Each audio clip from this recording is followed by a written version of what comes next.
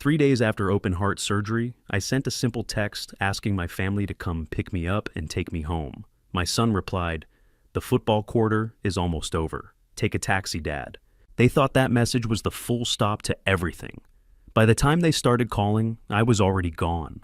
They had no idea that a single signature would destroy their lives. If you enjoy deep emotional stories that explore family choices and consequences, consider liking this video and subscribing to stay connected. I'd also love to know where you're listening. From your comments, help these stories reach others who might need them. Just a brief note before we continue, this narrative includes dramatized elements used to highlight themes and lessons. Any similarities are coincidental, while the message is intended to encourage reflection. The automatic doors of Mercy Hospital slid open, hitting me with a blast of sterile air conditioning that made my chest ache. I sat in the wheelchair, clutching a small plastic bag containing my personal effects. My wallet, my keys, and a photo of my late wife, Coretta. The incision down the center of my chest felt like it was on fire. It had only been 4 days since the surgeons sawed through my sternum to repair a valve that had kept me alive for 7 decades. Every breath was a labor. Every movement sent a sharp electric shock radiating through my ribs. I looked at the clock on the wall. It was 2 in the afternoon on a Tuesday. The lobby was bustling with activity. I saw a young mother rushing to greet her husband, handing him a balloon that said, "Get well soon." I saw a teenage boy helping his grandfather into a car, carefully handling the old man's walker. I saw love in action. I saw duty. And I sat there invisible, tightening my grip on my phone. I opened the group chat named the Bennett family. It used to be active. Coretta used to send Bible verses and recipes. Now it was mostly just me sending updates that went ignored. I typed slowly, my fingers thick and calloused from 40 years of working as a mechanic. The doctor cleared me for discharge. "Can anyone pick me up? I am at the main entrance." I hit send. The message was marked as delivered immediately. Then read. I waited. 5 minutes passed, then 10. The pain in my chest was throbbing in time with my heartbeat. I shifted in the wheelchair, trying to find a position that didn't make me want to scream. I watched the 3 dots appear on the screen, indicating someone was typing. Then the dots disappeared. Then they appeared again. Finally, a message from Tyrell popped up. "Dad, call an Uber. It is the 4th quarter and the score is tied. I cannot leave right now." I stared at the screen. Tyrell was 32 years old. He was my only son. I had paid for his college tuition by working double shifts at the garage, coming home with grease permanently stained into my nail beds. I had paid off his credit card debt 3 times. I had let him and his wife move into the house I owned free and clear because he said he needed to save money while he looked for a job. He had been looking for a job for 2 years, and now he could not leave a football game to pick up the man who gave him life. Before I could process the sting of his rejection, another message appeared. It was from Paige, my daughter-in-law. She was 28 with pale skin and eyes that always seemed to be assessing the value of everything in my house. She had never liked me. She tolerated me because I paid the bills. "Honestly, Langston, maybe you should ask the doctors to keep you another week. The house has been so peaceful without that hacking cough of yours keeping us up. We are finally getting some sleep. Just take a taxi." I lowered the phone. The words blurred as my eyes watered, not from sadness, but from a sudden sharp rage that momentarily eclipsed the physical pain in my heart. They were in my house. The house Coretta and I had bought in 1985. The house we had scrubbed and painted and renovated with our own hands. They were eating my food, watching the 85-inch television I had bought using the high-speed internet I paid for, and they could not be bothered to drive 20 minutes to bring me home. They did not just see me as an inconvenience. They saw me as a piece of furniture that made too much noise. A broken appliance that they wished they could leave on the curb. "Mr. Bennett." I looked up. A nurse was standing there. She looked young, maybe the same age as Paige, but her eyes held a warmth that my daughter-in-law had never shown. She looked at my phone, which was still glowing in my lap, and then at my face. She saw the heavy realization settling in my eyes. She knew. Nurses always know when a patient has nowhere to go. "Is your ride delayed?" she asked gently. I cleared my throat, fighting the urge to cough because I could hear Paige's voice in my head mocking me. "Something like that," I rasped. "We can call social services, Mr. Bennett," she said, her voice lowering to a whisper so the people around us would not hear. "They have a voucher program for seniors who do not have family support. We can arrange a medical transport. It might take a few hours, but they will get you home safely." social services. The words hit me harder than the surgery. I was not a charity case. I was Langston Bennett. I was the head deacon at my church for 15 years. I was the man who fixed half the cars in this neighborhood. I had savings. I had dignity. Or at least I thought I did. No, I said, my voice firm despite the weakness in my body. I do not need charity. But sir, you just had major surgery. You should not be alone. I am not alone. I lied. I told them not to come. I did not want to ruin the game. The nurse looked at me with profound pity. That look was the final straw. I hated pity. I hated that my son had reduced me to a pitiful old man in a wheelchair lying to a stranger to protect his own pride. I pushed myself up from the wheelchair. The pain in my sternum was blinding like a hot knife twisting in the center of my chest. I gritted my teeth and forced my legs to hold my weight. I would not let them see me weak. I would not let Tyrell and Paige win. Mr. Bennett, please sit down, the nurse urged, reaching out to steady me. I am fine, I snapped, pulling my arm away. I am walking out of here. I took a step, then another. I walked toward the sliding glass doors, clutching my small plastic bag against my chest as if it were a shield. I stepped out into the humid afternoon air. The city noise was overwhelming, sirens' horns, the chatter of people. I walked to the curb, raising my hand to hail a taxi. My arms shook. My knees felt like water. But I stood there straight-backed, refusing to lean on the wall. A yellow cab pulled up. The driver was an older man with a gray beard and kind eyes. He looked at me, saw the hospital bracelet still on my wrist, saw the way I was holding my chest, and he jumped out to open the door for me. Easy does it, brother, he said, guiding me into the back seat. Take your time. I collapsed onto the vinyl seat, gasping for air. The physical exertion had nearly knocked me out. Where to, the driver asked, looking at me in the rearview mirror. I gave him my address. It was the address of the home I had built, the home where my wife had died in my arms, the home that was currently occupied by two parasites who wished I would never return. As the taxi pulled away from the hospital, I took my phone out of my pocket. I looked at the chat one last time. Tyrell had sent a gif of a football player dancing. Paige had reacted with a heart emoji. They were celebrating. They were happy I was gone. They thought I was just a senile old man who would take the abuse and come back begging for scraps of affection. They thought they had the power. I looked out the window as the city rolled by. I touched the scar beneath my shirt. My heart was weak, yes. It was stitched together and bruised, but it was still beating. And as long as it was beating, I was still the man of my house. I opened my banking app. I checked the balance. I checked the deed to my house, which I kept a digital copy of in my secure folder. Everything was in my name. Everything. I turned off my phone. Driver, I said, my voice gaining a sudden cold strength. Yeah, stop at that convenience store up ahead. The one on the corner of Martin Luther King Boulevard. You sure that is a rough spot, the driver warned. I am sure, I said. I need to buy a few things, and I am feeling lucky. I did not know it then, but that stop would be the most important decision of my life. I was about to walk into a situation that would test my heart more than the surgery ever did, and I was about to buy a piece of paper that would turn the tables on Tyrell and Paige so violently they would never see it coming. The taxi driver hesitated but pulled over. I needed water. I needed aspirin. And for some reason I felt the spirit of Coretta whispering to me. She used to play the lottery every Tuesday. She never won more than $10, but she always said, Langston, you never know when the Lord is going to bless you. I stepped out of the taxi, ignoring the pain, and walked into the store. The air smelled of stale coffee and cleaning fluid. I did not know that in the next 10 minutes I would be staring down the barrel of a gun and holding a ticket worth $80 million. But right now, all I knew was that I was going home to a war, and I intended to win. The taxi smelled of pine air freshener and stale cigarette smoke, but to me it smelled like freedom. The driver, whose license on the dashboard identified him as Allie, glanced at me in the rearview mirror with eyes full of genuine concern. He had dark skin and the weary look of a man who worked 14 hours a day to feed people he loved. He reminded me of myself 20 years ago, back when I would come home with grease under my fingernails and my back aching just to put food on the table for Tyrell. You okay back there, sir? Allie asked, his voice thick with an accent I could not place. Maybe Somali or Ethiopian. You hold your chest like it hurts. Do you want me to turn up the air conditioning? I am fine, son. I wheezed, shifting my weight to find a position that did not make my sternum feel like it was splitting open. Just a little soreness. I had surgery a few days ago.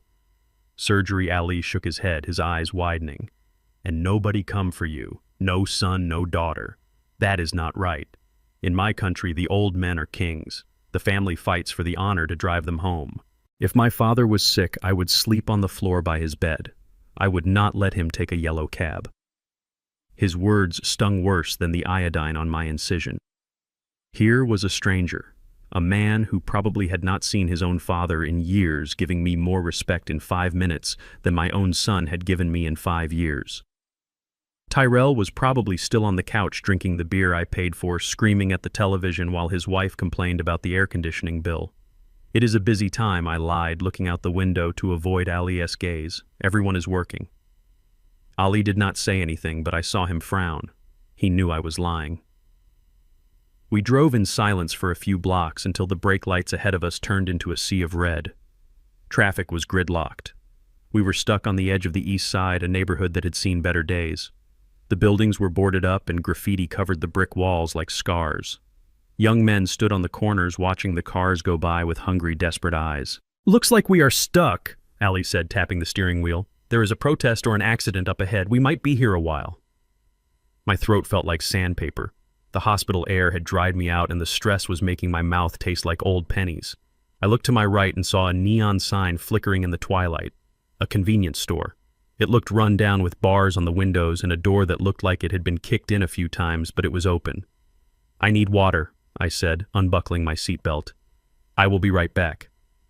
"Sir, you should not go out there," Ali warned, turning around. "This is not a good place for a walk, especially not with that hospital bracelet on your wrist. Let me go for you." "No," I insisted, pushing the door open. "I need to move. I need to feel my legs. Just keep the meter running." I stepped out onto the cracked pavement. The humid air hit me instantly heavy and thick. I walked slowly, clutching the cane the hospital physical therapist had insisted I take. It was a sturdy metal stick, and right now it was the only thing keeping me upright. I made my way to the store entrance, ignoring the stares of 2 teenagers leaning against a brick wall. They looked at my gray hair and my slow gait and saw prey. I looked back at them with the hard eyes of a man who had worked in a garage for 40 years dealing with cheats and hustlers. They looked away first. The bell above the door jingled as I walked in. The clerk was a middle-aged Asian man standing behind a wall of plexiglass that was thick enough to stop a bullet. He looked up from his phone wary. "Just water," I muttered, making my way to the coolers in the back. I grabbed a bottle of water and a small packet of aspirin. My chest was throbbing, a dull rhythm of pain that synced with my heartbeat. As I walked back to the counter, my eyes drifted to the lottery machine.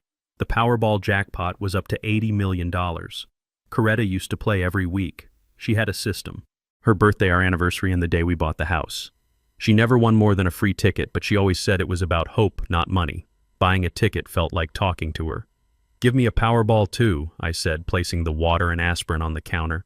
The clerk punched the buttons. "Do you want to pick your numbers or let the machine do it?" "I will pick them," I said. 4, 12, 19, 85, and 7. 7 was Coretta's lucky number. The machine whirred and spat out a small slip of paper. I handed the clerk a $20 bill, my fingers trembling slightly. Not from fear, but from weakness. I was tired. So incredibly tired. Suddenly the door crashed open. The bell jingled violently. 2 men burst in. They were wearing ski masks and oversized hoodies. The taller one had a pistol in his hand. It looked like a cheap piece, maybe a Saturday night special, but a bullet is a bullet.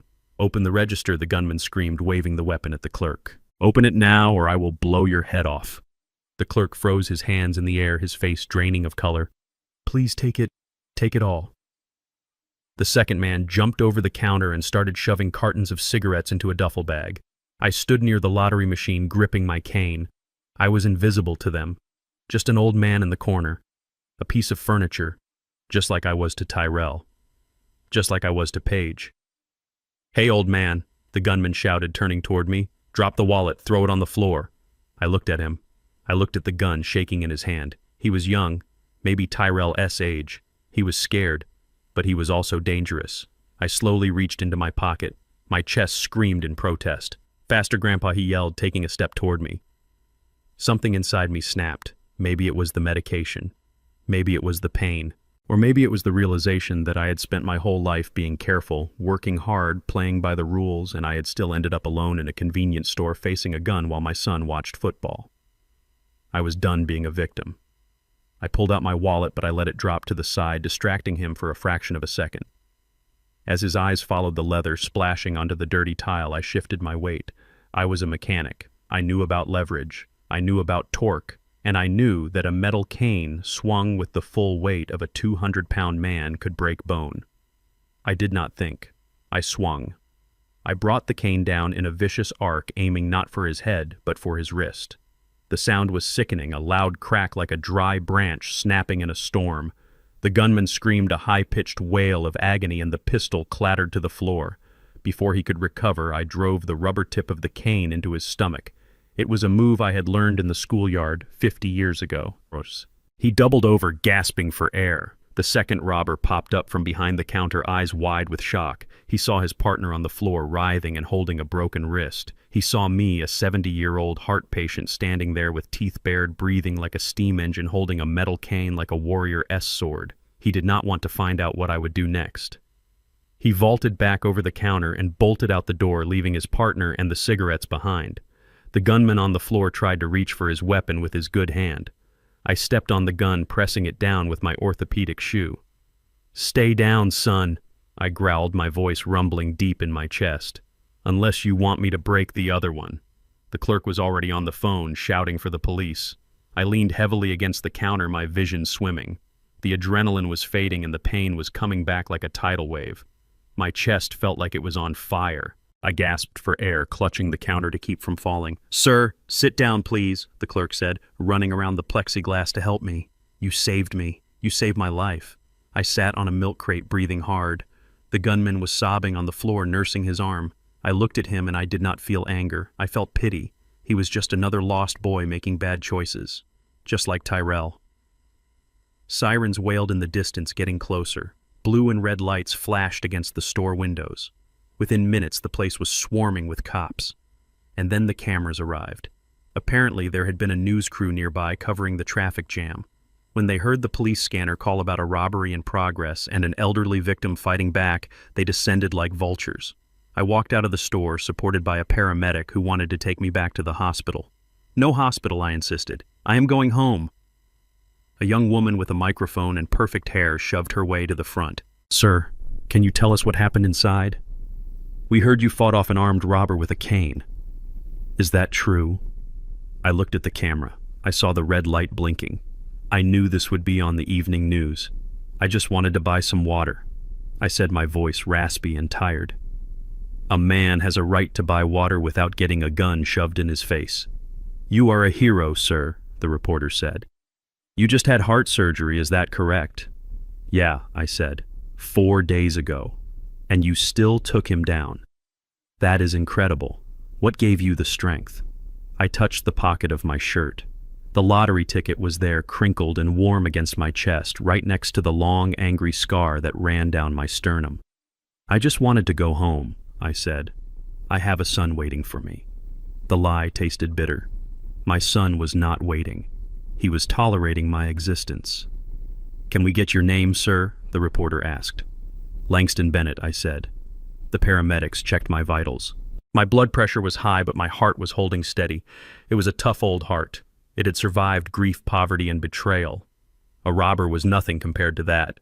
I saw Ali, the taxi driver, standing by his cab, waving his arms at the police to let him through. He had waited. He had not driven off. "That is my ride," I said, pushing past the reporter. "Mr. Bennett." "One more question," she shouted. I ignored her. I climbed back into the taxi, moving slowly, feeling every bruise and every stitch. Ali looked at me with wide eyes. "You are a crazy man, Baba," he said, shaking his head but smiling. "You fight the bad guys. You are like action movie star. Just drive, Ali," I said, closing my eyes. "Just take me home." As the taxi pulled away from the chaos, I reached into my pocket and pulled out the slip of paper, the lottery ticket. I smoothed it out on my knee. 4, 12, 19, 85. 7. I did not know if the numbers were winners. I did not care.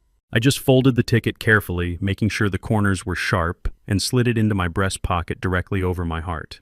It sat there, a thin piece of paper separating my skin from the world. I did not know it then, but that piece of paper was a bomb waiting to go off. And when it did, it would blow the roof off the house on Martin Luther King Boulevard and expose every lie that had been rotting in the foundation. I leaned my head back against the seat and watched the city lights blur. I was going home, but it was not a sanctuary anymore. It was enemy territory, and I was walking in wounded but armed with something far more dangerous than a cane. I had the truth. And by tonight, everyone in this city, including my ungrateful son and his venomous wife, would know exactly who Langston Bennett was. The taxi taillights faded into the darkness, leaving me standing on the cracked concrete of my own driveway. The house stood before me, a 2-story brick colonial that I had spent 30 years paying off. I knew every shingle on that roof. I knew every squeak in the floorboards. Coretta and I had planted the oak tree in the front yard when Tyrell was just a baby trying to walk. Now the tree was massive, casting a long shadow over the lawn that desperately needed mowing. I limped toward the front door, clutching my plastic bag of hospital belongings. The wind had picked up, cutting through my thin jacket and settling deep in my bones. My chest throbbed with a dull, rhythmic ache that synced with my heartbeat. Every step was a negotiation with pain. I just wanted my bed. I wanted my pillows. I wanted to smell the faint scent of lavender that still lingered in the master bedroom sheets even years after Coretta had passed. I reached for my keys, my fingers trembling slightly from exhaustion. I found the brass key, the one I had used every day for 2 decades. I slid it into the lock. It did not turn. I frowned, thinking maybe I had grabbed the wrong one. I tried again, jiggling it, pushing it, pulling it back slightly. The key would not budge. The cylinder felt different. Stiff. New. I stepped back and looked at the hardware. It was a shiny smart lock with a keypad and a camera. They had changed the locks. My son and his wife had changed the locks on my house while I was lying in a hospital bed with my chest cut open. A wave of dizziness hit me. I had to lean against the door frame to keep from sliding down the brickwork. It was not just the physical weakness. It was the sheer audacity of it, the disrespect. I raised my hand and knocked. The sound was hollow against the heavy wood. Silence. I knocked again, harder this time, ignoring the sharp pain that shot through my shoulder. Tyrell, Paige, open the door. It is me. I waited. I could see the blue flicker of the television through the living room curtains. I knew they were in there. They could hear me. They were choosing not to answer. 5 minutes passed. The wind was biting now, stinging my face. I was shivering, and shivering was dangerous for my stitches. I felt like a beggar on my own porch, a stranger asking for alms at the castle gate. I pounded on the door with the handle of my cane. The metal rang out loud and angry. "Open this door, Tyrell." Finally, the porch light flicked on, blinding me for a second. I heard the electronic whir of the new lock disengaging. The door swung open, but only halfway. Paige stood there, blocking the entrance. She was wearing a silk robe that I recognized from a luxury catalog that had arrived in the mail last week addressed to her. In her hand, she held a glass of white wine. The condensation on the glass told me it was chilled perfectly, unlike me shivering on the doorstep.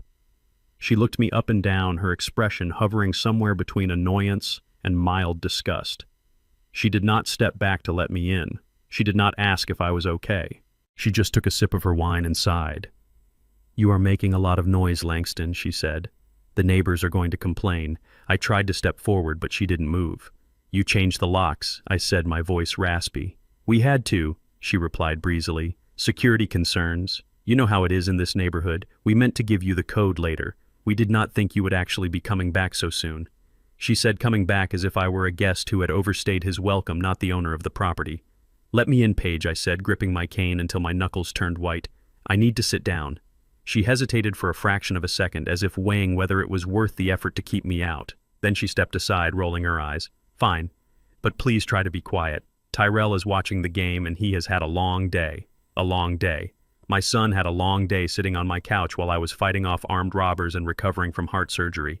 The irony tasted like bile in my throat. I stepped across the threshold and the sensory assault was immediate. The house did not smell like my home anymore.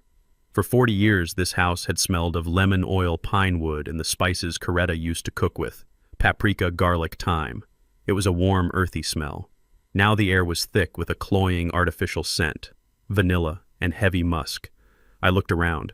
There were candles everywhere, expensive designer candles burning on the mantel, on the side tables, on the dining console. They were suffocating. It smelled like a funeral parlor or a cheap boutique. I walked into the living room. The furniture had been rearranged. My favorite recliner, the leather one molded perfectly to my back, was gone. In its place was a trendy beige accent chair that looked like it would collapse if a grown man sat on it. Tyrell was sprawled on the main sofa, his feet propped up on the coffee table. He was wearing a jersey that cost more than my weekly grocery budget. He did not look up when I entered. His eyes were glued to the 85-inch screen where millionaires were chasing a ball. "Hey, Dad," he grunted, taking a bite of a slice of pizza. "You made it." I stood there leaning on my cane, waiting for him to get up, waiting for him to offer me a seat, waiting for him to ask how the surgery went, waiting for him to act like a man. He did not move. "Where is my chair?" I asked. Paige walked past me, trailing the scent of expensive perfume. "Oh, that old thing. We put it out on the curb for bulk pickup." It was hideous, Langston. The leather was cracked and it ruined the aesthetic of the room. We are trying to modernize the space. Give it some feng shui. "You threw away my chair," I repeated. "It smelled like oil," an old man, Paige said, taking another sip of wine. "Besides, you are hardly ever down here. You just sit in it and sleep." It was depressing. I looked at Tyrell. He finally glanced away from the TV for a second, but he could not meet my eyes. He stared at a spot on the wall just past my shoulder. "Paige has a good eye for design, Dad," he mumbled. "The house looks better. More value." I was too tired to argue about furniture. I was too tired to scream. My body was shutting down. I needed to lie down before I collapsed right there on their modern beige rug. "I am going to my room," I said, turning toward the stairs. "I need to rest." Paige cleared her throat, a sharp, abrasive sound. "About that," she said, stepping in front of the staircase. I stopped. The hair on the back of my neck stood up. There was a gleam in her eyes, a predatory satisfaction that she was barely trying to hide. "What now?" I asked. "We made some changes while you were in the hospital," she said, examining her manicured fingernails. "Since you were gone and we didn't know when or if you were coming back, we decided to repurpose the master bedroom." "Repurpose," I whispered. "That was my room. That was the room where I had held Coretta while she took her last breath. That was the room where we had conceived Tyrell. It was my sanctuary. It has the best light," Paige explained. "And since I am launching my yoga and wellness channel, I needed a studio. We moved the bed out. We painted the walls a soothing sage green. We put in full-length mirrors. It is really beautiful, Langston. You should be happy. It is being used for something productive now." I looked at Tyrell again. He shrank into the sofa, turning up the volume on the game, as if the crowd noise could drown out his shame. "You kicked me out of my own bedroom," I said, my voice rising despite the pain. "Where am I supposed to sleep?" Paige pointed a manicured finger toward the kitchen door, toward the door that led down to the finished basement. "The downstairs suite is open," she said. "It is private. It is quiet. And honestly, it is better for everyone. You won't have to worry about the stairs with your heart condition. And we won't have to hear you coughing all night. It is a win-win." The basement. It was a finished basement, yes, but it was damp. It had small windows near the ceiling that barely let in any light. It was cold in the winter and humid in the summer. It was where we stored the Christmas decorations and the old winter coats. It was not a room for the master of the house. It was a room for a servant or a dog. "You put my things in the basement?" I asked, feeling the heat rise in my face. "We moved your clothes and your nightstand," Paige said. "The bed wouldn't fit down the narrow stairs, so we put the air mattress down there for now. It is very comfortable, high quality." An air mattress. I looked at them. My son, the coward. My daughter-in-law, the usurper. Standing in my house, drinking my wine, watching my TV, telling me to go sleep on a balloon in the cellar. I gripped my cane. I wanted to use it. I wanted to smash the expensive candles. I wanted to shatter the TV screen. I wanted to tear down the sage green walls. But then I felt the crinkle of paper in my shirt pocket. The lottery ticket. $80 million.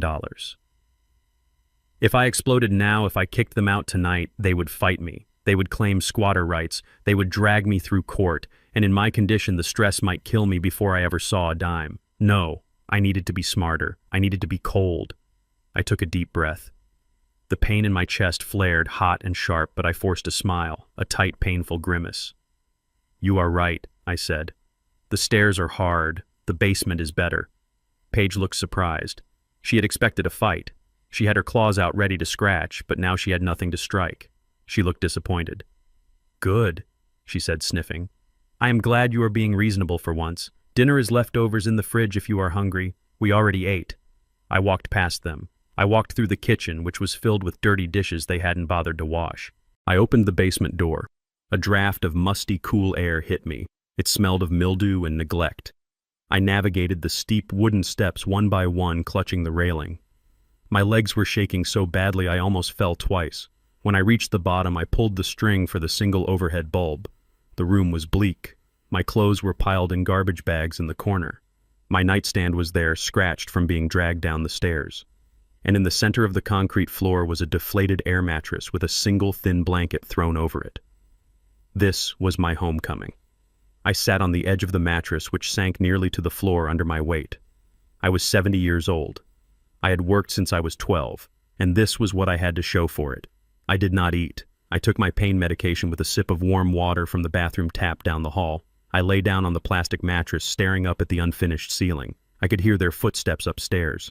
I could hear the muffled thumping of the television base. I closed my eyes, but sleep wouldn't come. The pain was too intense and my mind was racing. Hours passed. The house grew quiet. The television turned off. I heard them walking above me, heading toward my old bedroom. The floorboards creaked. I knew exactly where they were stepping. I lay in the darkness, listening. The ventilation system in this house was old. The ducts carried sound like a telephone wire, especially from the master bedroom down to the basement utility room, which was just behind a thin drywall partition near my head. I heard voices, clear as day. "I cannot believe he actually went down there," Paige's voice drifted through the vent. "I thought he was going to have a stroke right there in the living room." "He is weak," Tyrell said. "He looks bad, Paige. Gray. Like death warmed over." "Good," Paige replied. "The sooner he goes, the better. Did you call the lawyer?" "Yeah," Tyrell said. "I left a message." "We need to move fast, Tyrell. We cannot have him lingering down there for years. It is creepy. And I do not want to change his diapers when he gets worse. He is just recovering from surgery, Paige. He is not invalid." Yet she snapped. "But he is old, and his heart is a ticking time bomb."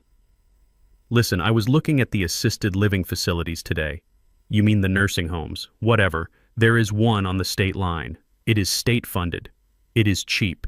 It smells like bleach and boiled cabbage, but they will take him with his Medicaid.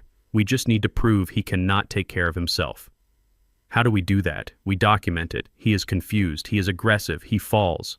If we report that he is a danger to himself, the state will step in. We can get power of attorney, Tyrell, and once we have that, we can sell this dump." "This is not a dump," Tyrell said defensively. "It is dated. It is old.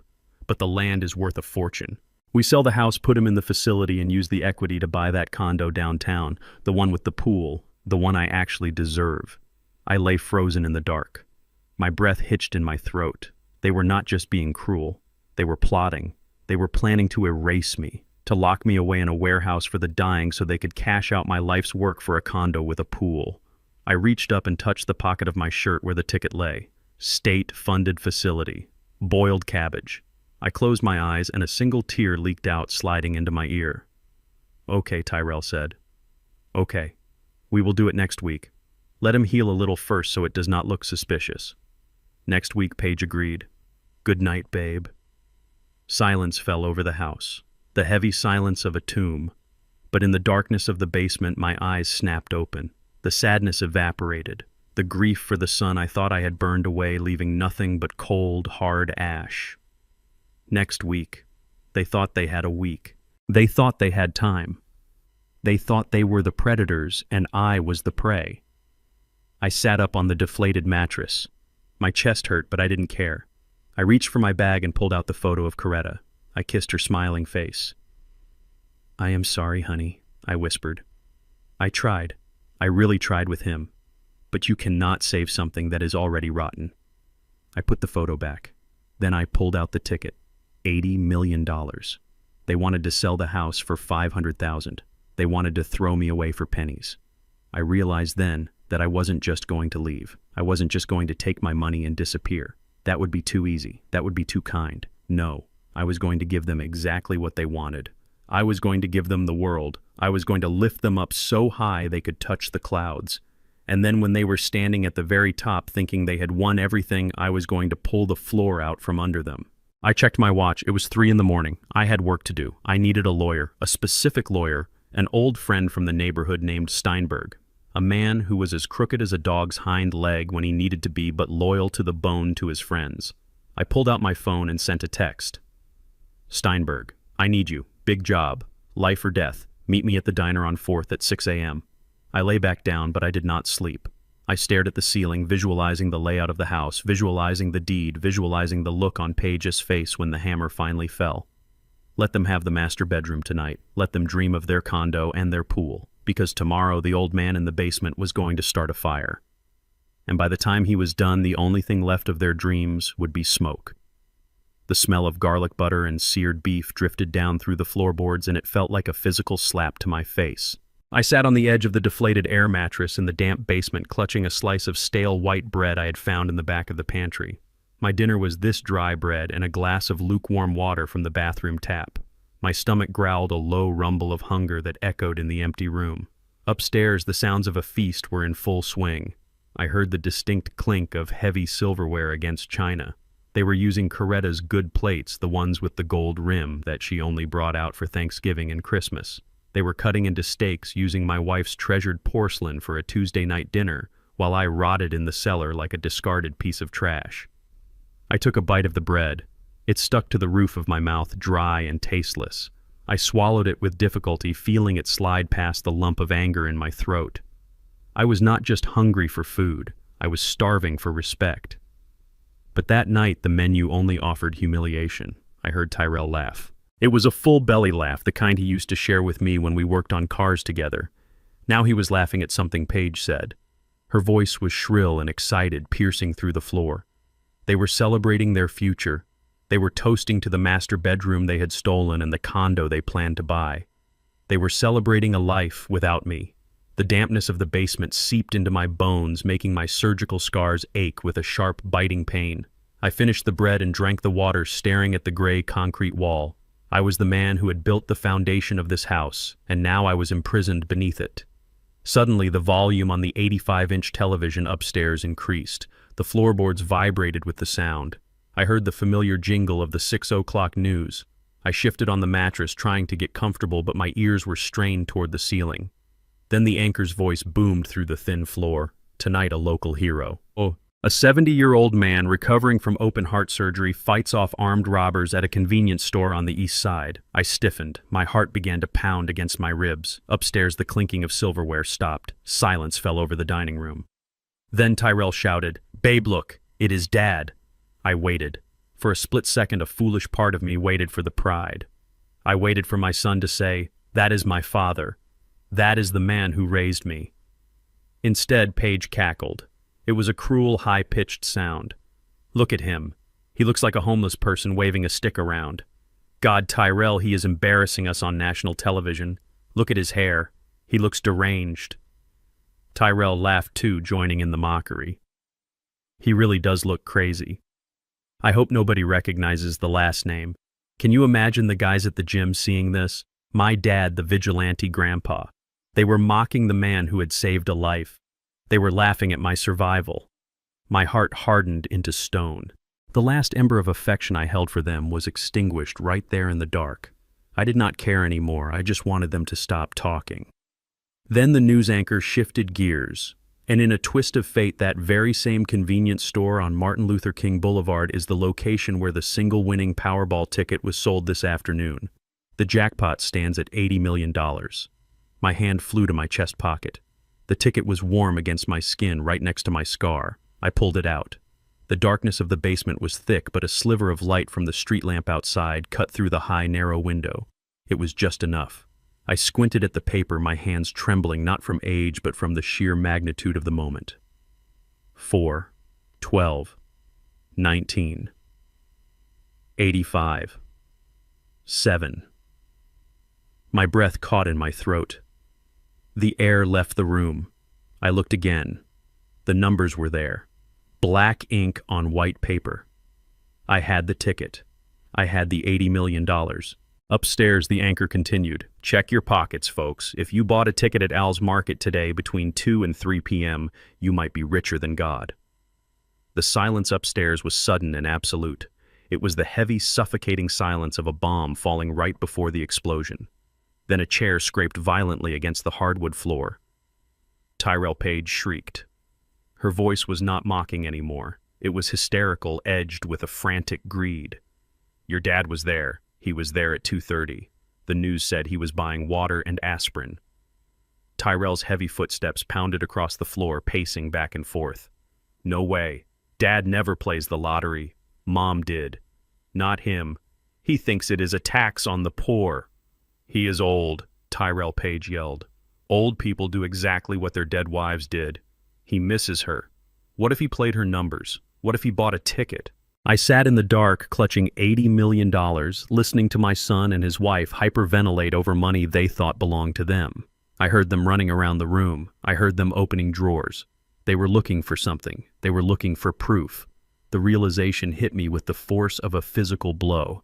The air in the basement suddenly felt very thin. I knew my son. I knew his weakness. And I knew Paige. I knew her ambition. If they came down here and found this ticket, I would never leave this house alive. They would not wait for the nursing home. They would not wait for the state to declare me incompetent. $80 million was enough motive to turn a bad son into a murderer. They would find a pillow. They would find an accident. They would say my heart just gave out. I had to move. The pain in my chest was forgotten.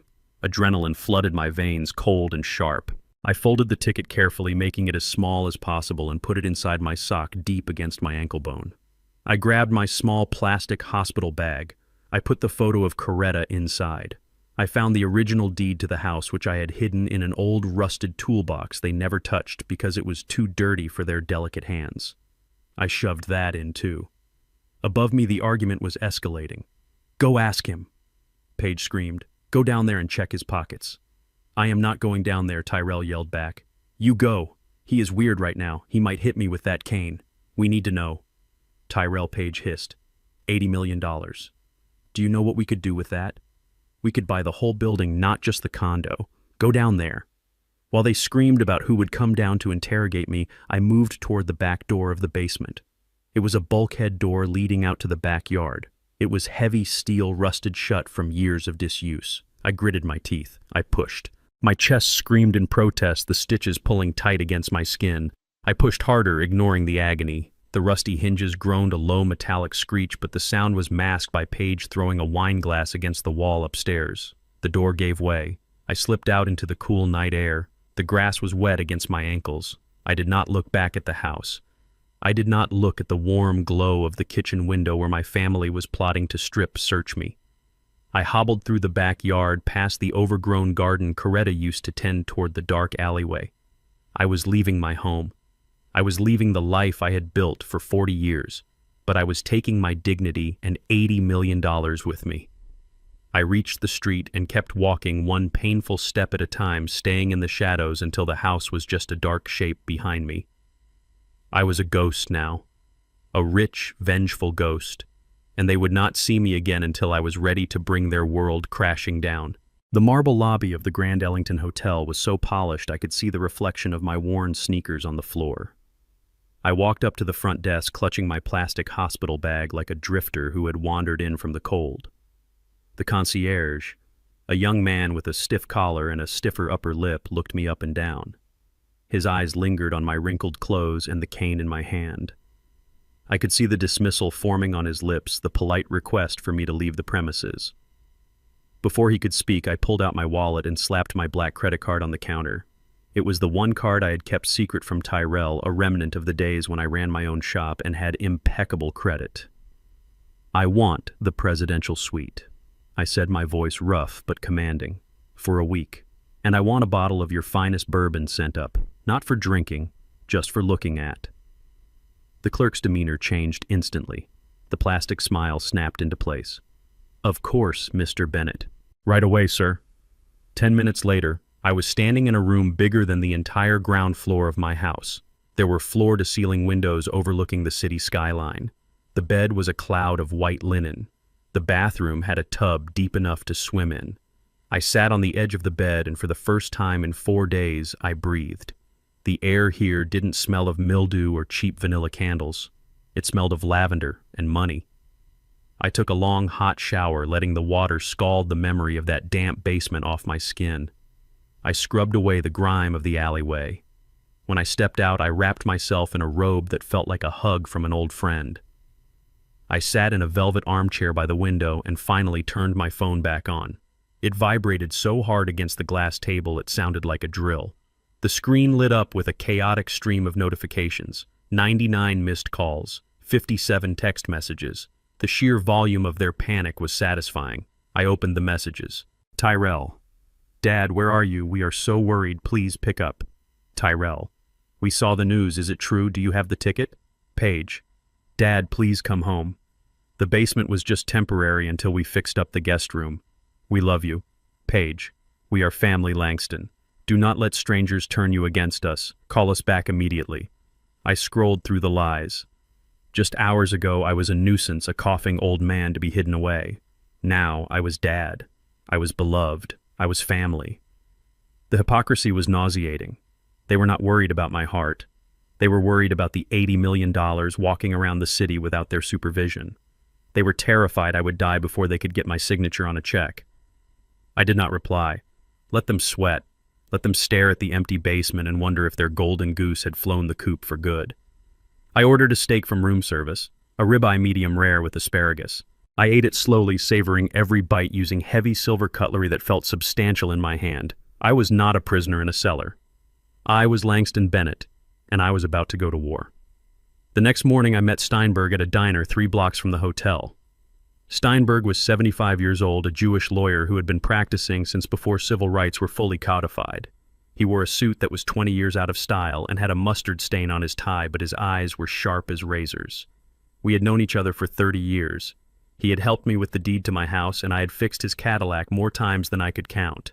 He slid into the booth opposite me and signaled the waitress for coffee without saying a word. You look like hell, Langston, he grunted. I heard you had heart surgery, and now you are running around town fighting robbers and winning lotteries. Are you trying to kill yourself?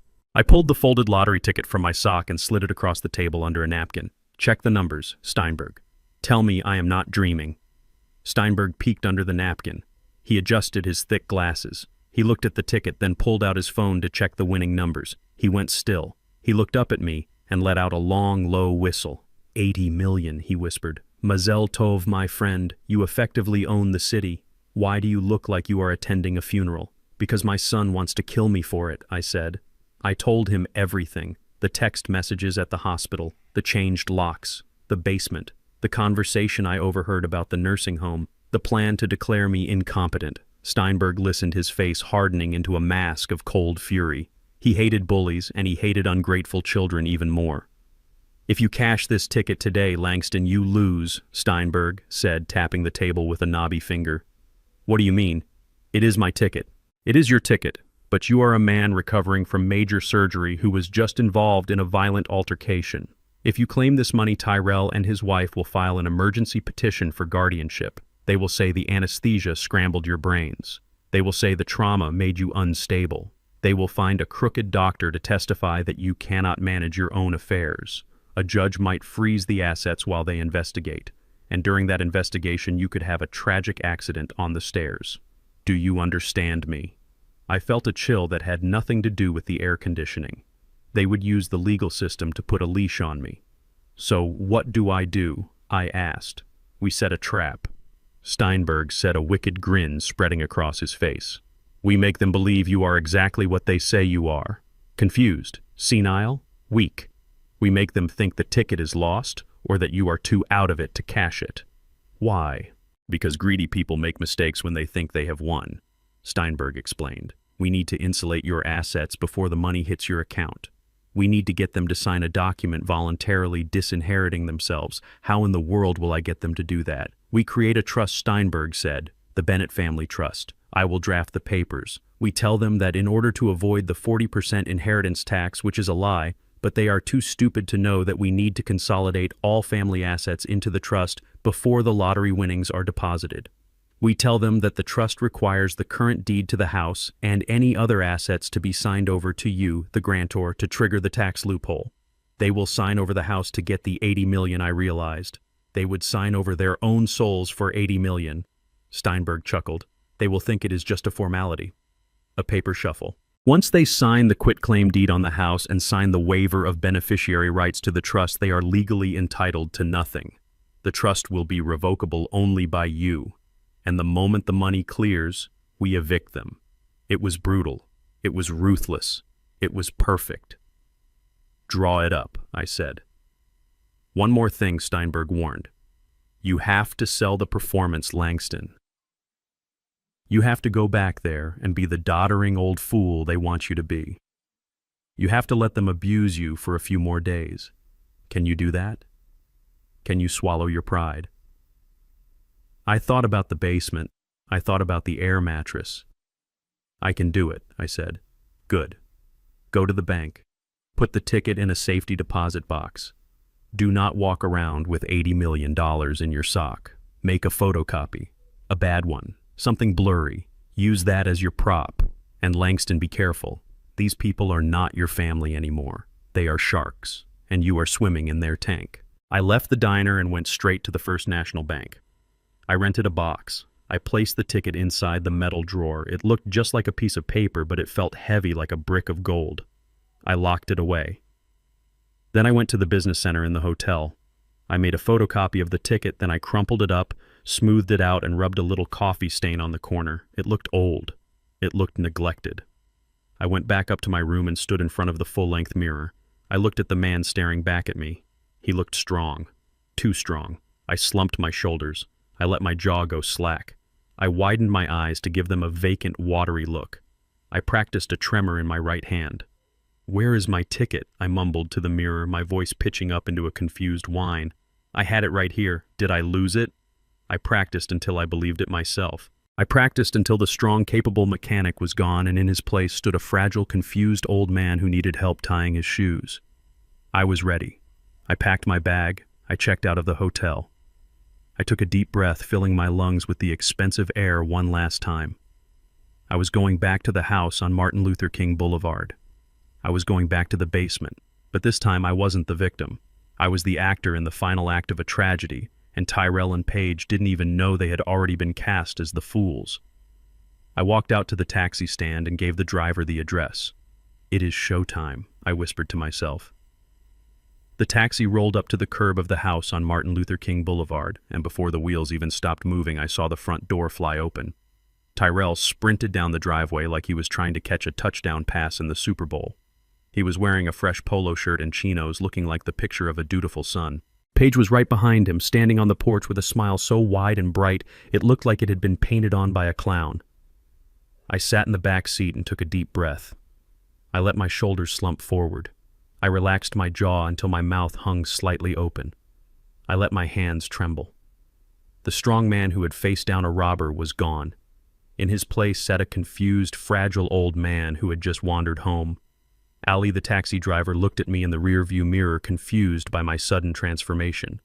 I gave him a quick wink before Tyrell yanked the door open. Dad, Tyrell shouted, his voice cracking with a performance of relief that deserved an Oscar. Oh, thank God. We were so worried. Where did you go?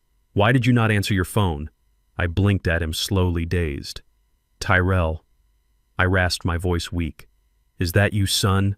I got lost. The city is so big. Tyrell reached in and unbuckled my seatbelt. His hands were gentle, almost reverent. This was the same man who told me to call an Uber yesterday because the game was tied. Now he was treating me like I was made of spun glass. I got you, Dad. I got you. Let me help you up. He practically lifted me out of the car. I put all my weight on him, letting him groan under the strain. I wanted him to feel the burden of the father he had tried to throw away. Paige came running down the steps. She wasn't holding a glass of wine today. She was wringing her hands together, her eyes scanning me up and down, looking for one thing and one thing only. The ticket. Langston, she cooed. You poor thing, you must be exhausted. Come inside. We made breakfast. We made a feast. They guided me into the house. The smell hit me immediately. It wasn't the cloying vanilla scent from yesterday. It was bacon. Hickory smoked bacon, eggs frying in butter, warm biscuits, and fresh coffee. It smelled like Saturday mornings used to smell when Coretta was alive. They had gone all out. They sat me down at the head of the dining table. The good china was out again, but this time it was set for me. There was a mountain of food, scrambled eggs, sausages, grits swimming in butter, and a stack of pancakes. I looked at the food and then at them. They were hovering over me, watching me with hungry, desperate eyes. "Eat, Dad," Tyrell urged, pushing a glass of orange juice toward my hand. "You need your strength. The medicine makes you weak." I reached for the glass, letting my hand shake violently. Juice sloshed over the rim and spilled onto the pristine tablecloth. "Oops," I muttered. "I am sorry. My hands. They do not work right." "No problem," Paige chirped, grabbing a napkin and dabbing at the spill. "Do not worry about it, Langston. We will clean it up. Just eat." Then she did something that almost made me break character. She looked at my sneakers. They were old, worn, scuffed from the alleyway. "Oh, Tyrell, look at his feet," she said. "He is still wearing those dirty shoes. He must be so uncomfortable." Tyrell dropped to his knees instantly. He did not hesitate. He knelt on the hardwood floor at my feet and began to untie my shoelaces. "Let me get these off you, Dad," he said. "You need to relax." I looked down at the top of my son's head. I remembered changing his diapers. I remembered tying his cleats before his first Pee-wee game. And now here he was, kneeling not out of love but out of a greed so profound it had erased his dignity. He pulled my shoes off gently, peeling away the socks. I held my breath. The photocopy of the ticket was in my pocket, not my sock. But the feeling of his hands on my feet was a stark reminder of the power dynamic shift. Yesterday I was dirt. Today I was the golden calf. I ate slowly, chewing every bite with agonizing slowness while they watched. I could feel the tension radiating off them. They were vibrating with the need to ask the question, the $80 million question. Finally, Paige could not take it anymore. She sat down next to me and poured herself a coffee, her hand trembling slightly. "So, Langston," she started, her voice high and tight. "We saw the news last night. About the robbery." I stopped chewing. I stared at a piece of bacon. "Robbery," I mumbled. "Yes. Bad men. Loud noises." "You were so brave," Tyrell added, still sitting on the floor by my feet. "A hero." "Dad. Everyone is talking about it." I nodded slowly. "I just wanted water." Paige leaned in closer. Her perfume was overpowering. "The news report said something else, Langston. They said the winning Powerball ticket was sold at that store, at the exact time you were there." The room went deadly silent. I could hear the refrigerator humming in the kitchen. I could hear Tyrell's breathing hitch. "Ticket," I repeated, testing the word like it was foreign. "Yes, Dad," Tyrell said, getting up to his knees. "The lottery. Did you buy a ticket? Mom's numbers, remember?" I frowned. I scrunched up my face, looking like I was trying to solve a complex math problem in my head. "Coretta," I whispered. "Yes, I missed her. I wanted to play her numbers." Paige let out a small gasp. "So you did play? You bought a ticket?" I nodded. "I think so." "Yes." The machine made a noise. "Where is it?" Langston Paige asked, her eyes wide and manic. "Where is the ticket?" I patted my chest pocket, then my pants pockets. I looked around the table. I started to check the floor. "It was here," I said, my voice rising in panic. "It was a little piece of white paper. I had it." "Did you put it in your wallet?" Tyrell asked, grabbing my jacket from the back of the chair and rifling through it. No, I said, waving my hand dismissively. I took it out. I looked at it. But then what? Paige pressed, gripping the edge of the table. "My head hurts," I complained, rubbing my temples. "The doctor said the anesthesia causes memory loss." I was confused. The men with the guns came in. I was scared. "What did you do with the paper, Dad?" Tyrell asked, his voice tight with suppressed screaming. I think I threw it away," I said. The color drained from Paige's face so fast I thought she was going to faint. Tyrell looked like he had been punched in the gut. "You threw it away," Paige whispered. "I crumpled it up," I said, looking at my hands. I thought it was a receipt, or maybe a wrapper. I threw it in the trash can outside the hotel, or maybe the taxi. I do not remember. Why? Was it important? Tyrell made a sound like a wounded animal. He put his head in his hands. Paige stood up so fast her chair tipped over backward. Which hotel, she demanded. Which taxi? What company was it? I do not know, I wailed, letting my voice crack. Why are you yelling at me? I just want to finish my eggs. I am not yelling, Paige hissed, forcing a smile that looked like a rictus of pain.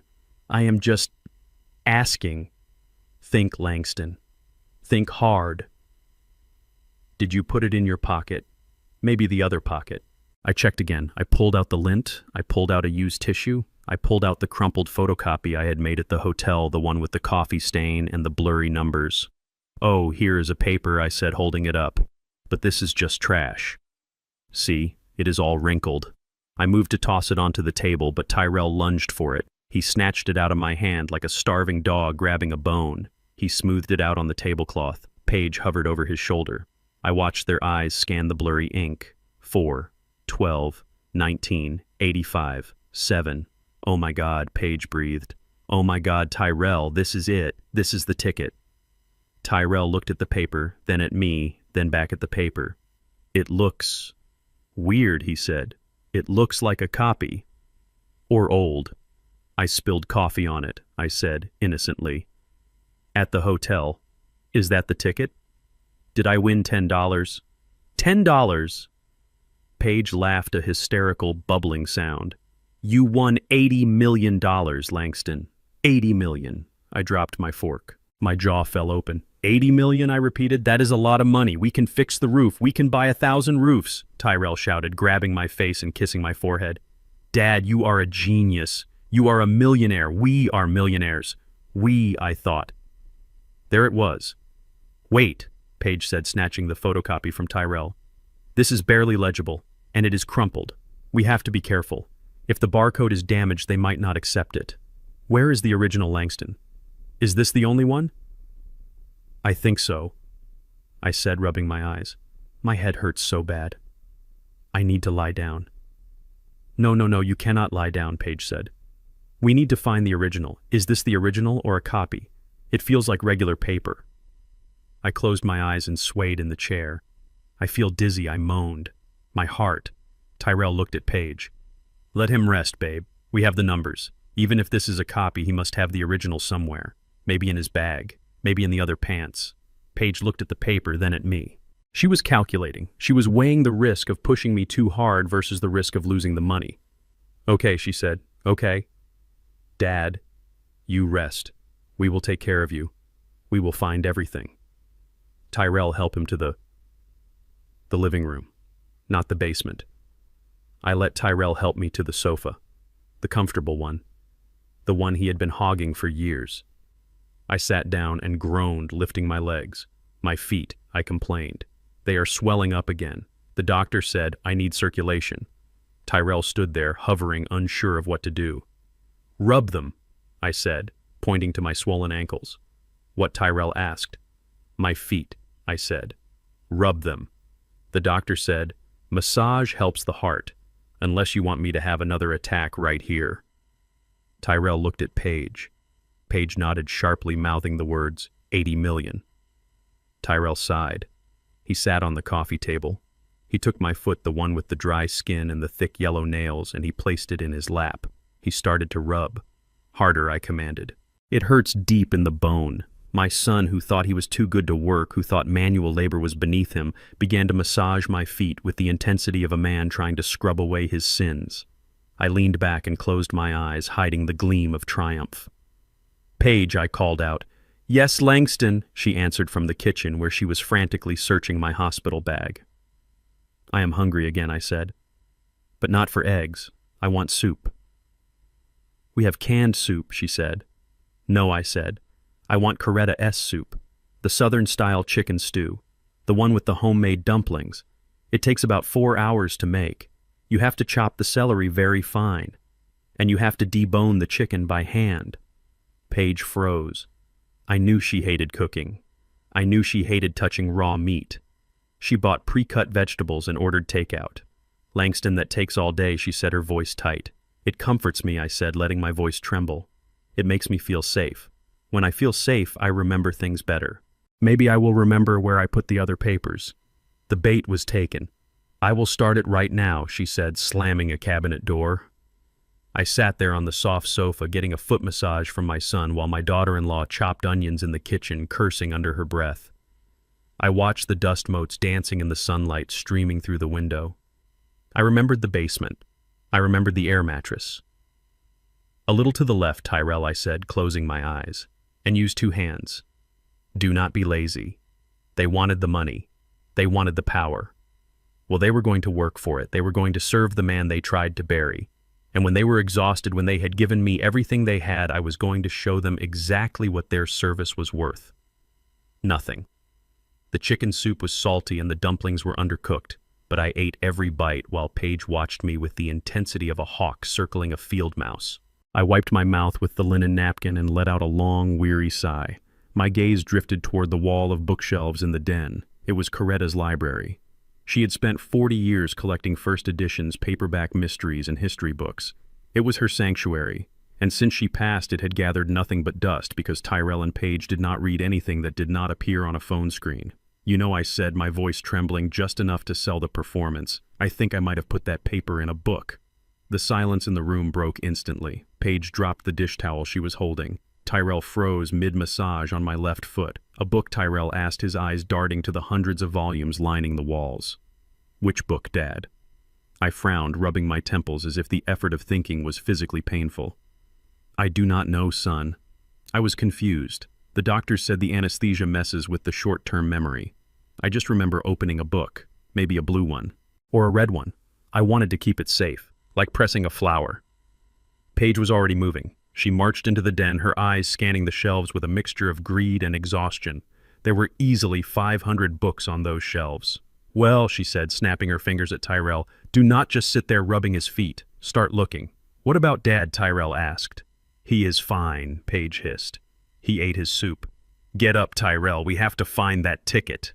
I watched from the comfort of the sofa as my son and his wife descended upon my wife's legacy like a swarm of locusts. At first they were careful. They pulled books out one by one, shaking them gently by the spine, hoping the slip of paper would flutter out. They checked the blue books first, then the red ones. Nothing. "Check them all," Paige commanded, her voice rising an octave. He said he was confused. It could be in any of them. The carefulness evaporated. Desperation took over. Tyrell started grabbing handfuls of paperbacks, ripping them off the shelves and fanning the pages aggressively. Books fell to the floor with heavy thuds. Dust billowed into the air, creating a haze in the afternoon sunlight. I watched Paige grab a vintage copy of Invisible Man, a book Coretta had treasured. She shook it violently, and when nothing fell out, she tossed it onto a pile of other discarded volumes, bending the cover. My heart clenched, but I kept my face impassive. They were destroying the physical memories of this house, but I reminded myself that they had already destroyed the spirit of it long ago. "Faster." Paige coughed, waving away the dust cloud. "It has to be here." I leaned back, closing my eyes, listening to the sound of tearing paper and thumping books. It sounded like rats scurrying in the walls. They were sweating. I could hear Tyrell grunting with effort, climbing the small ladder to reach the top shelves. "Is this it?" Tyrell yelled, holding up a bookmark. "No, you idiot, that is a piece of cardboard," Paige screamed back. "Keep looking." I let them dig for an hour. I let them turn the orderly library into a disaster zone. The floor was littered with literature. The air was thick with dust mites. They were coughing, sneezing, and cursing each other under their breath. I heard Paige mutter that I was a senile old bat who should have been put in a home years ago. I heard Tyrell agree, saying he wished I had just stayed in the hospital so they could have sold the books by the pound. It was music to my ears. I decided it was time to turn the screw a little tighter. I needed to ensure they were completely pliable, completely desperate before I reeled them in. "Tyrell," I called out, my voice weak and raspy. "What, Dad?" He barked from the den, sounding out of breath. "I need my reading glasses," I said, and the folder from my nightstand, the blue one. Tyrell appeared in the doorway, covered in dust, his hair wild, his shirt stained with sweat. He looked at me with open hostility. "Why?" he asked. "We are busy looking for your $80 million, Dad. Can the reading wait?" I sighed, shifting on the sofa and clutching my chest. "It is not for reading," I said. I feel so tired, Tyrell. My heart feels heavy. I do not think I can manage this house anymore. The stairs, the maintenance, it is too much." Tyrell's expression shifted, the hostility dampening slightly, replaced by curiosity. "What are you saying, Dad?" I pointed to the basement door. "Go get the blue folder from the nightstand downstairs. I drafted some papers a few months ago, just in case. I think I am ready to sign them. It is a power of attorney and a deed transfer. I just want to give you the house, Tyrell. You and Paige. I just want to rest." Tyrell stood frozen for a second, processing the words. Deed transfer. Power of attorney. This was the Holy Grail.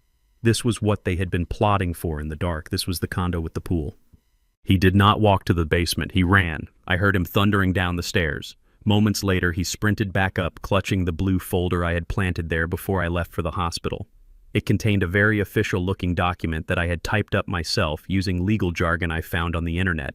It looked real. It had lines for signatures and dates. He practically threw it into my lap. "Here, Dad," he said, breathless. "Here is the folder. Where are your glasses?" I patted my pockets. "I do not know," I said helplessly. "I cannot see the lines without them. I need to make sure I am signing the right spot."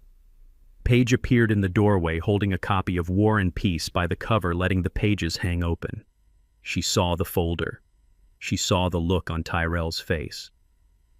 "What is happening?" she asked. "He wants to sign over the house," Tyrell whispered, his voice shaking with excitement. "He wants to give us power of attorney." Paige dropped the book. It hit the floor with a loud bang. Her eyes went wide.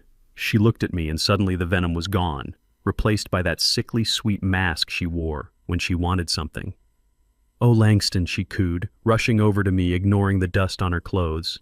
"That is so sensible of you. You really do need to rest. We can take care of everything." "Find my glasses," I said, leaning my head back against the cushion. "I cannot sign without them, and my hand, it is shaking so bad." I held up my right hand and let it tremor uncontrollably. "We will find them," Paige promised. "Tyrell, look for the glasses. Check the kitchen. Check the bathroom. I will check the den again." They went back to work, but with a new frantic energy. They were not just looking for a lottery ticket anymore. They were looking for the keys to the kingdom. They tore through the drawers. They upended the couch cushions. They were dismantling the house piece by piece, driven by a greed so pure it was almost impressive. I watched them for another 20 minutes. They were sweating profusely. Paige broke a nail and screamed but kept looking. Tyrell banged his shin on the coffee table and cursed but kept limping around. They were suffering. They were working harder for me in this one afternoon than they had in the last 5 years combined. I decided it was time for the mercy kill. Or rather, the kill.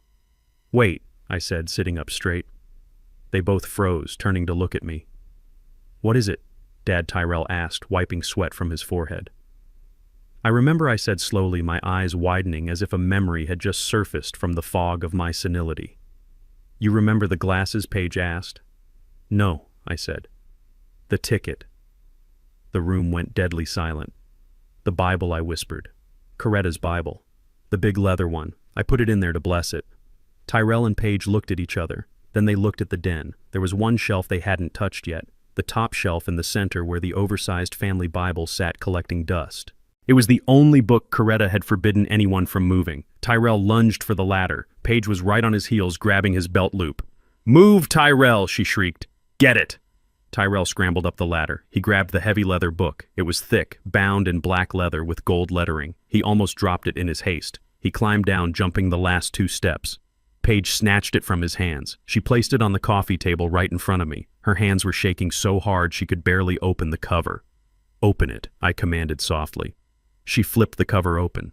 She flipped past the family tree page where my name and Coretta's name were written in calligraphy.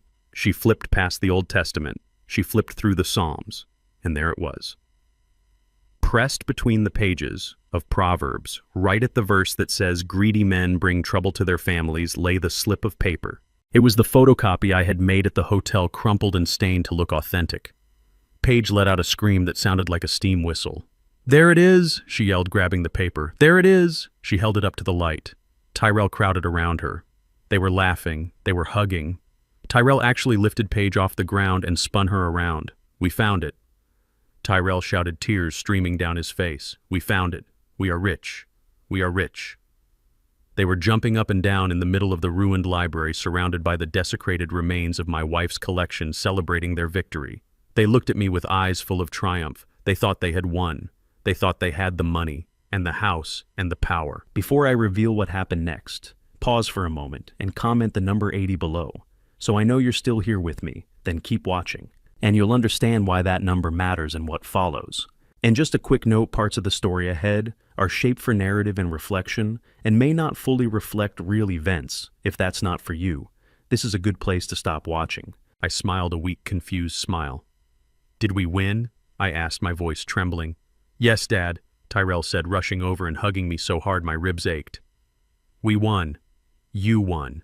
$80 million. And the house? I asked, pointing to the blue folder. We will handle that too.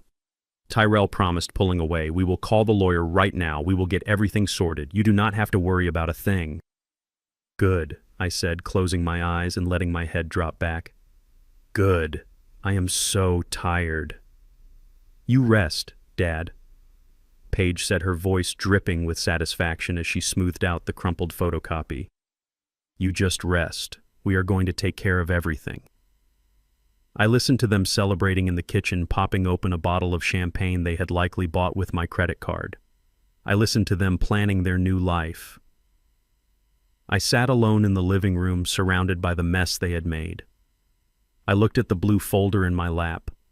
I looked at the empty spot on the shelf where the Bible used to be. They were so happy. They were so sure. I reached into my pocket and touched the key to the safety deposit box where the real ticket sat safe and sound. Enjoy the champagne, I thought. It is the last thing you will ever taste that you did not pay for with your own sweat. The trap was set.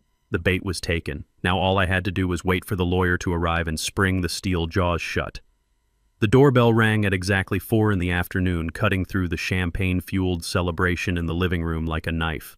Tyrell froze mid-laugh, his hand gripping the neck of the expensive bottle. Paige looked at the door with wide, panicked eyes, as if she expected the police to burst in and snatch the lottery ticket away. I sat in my recliner, the new beige one they had bought to replace my old leather chair, and suppressed a smile. I knew exactly who was at the door because I had texted him the code word green light 20 minutes ago. It is probably the pizza, Tyrell said, his voice shaking slightly. We ordered pizza, right? I do not think so, son, I said, my voice raspy and weak. It sounded like a heavy knock. A lawyer knock. Tyrell went to the window and peered through the blinds. He turned back to us, his face pale. It is an old guy in a suit, he whispered. He has a briefcase. A big one. Paige scrambled to hide the lottery ticket photocopy under a magazine. Open it, she hissed. Act normal. Tyrell opened the door. Steinberg stood there looking like the grim reaper of the legal world. He wore a charcoal suit that cost more than Tyrell's car, and his expression was grave enough to bury a man. He did not smile. He did not extend a hand. He just walked past Tyrell into the living room, his eyes scanning the mess of books on the floor and the half-empty champagne bottle on the table. Mr. Bennett, Steinberg said, nodding at me. I came as soon as I received your message. Who are you? Paige demanded, stepping forward with her hands on her hips, trying to assert dominance in a room she no longer owned. I am Arthur Steinberg.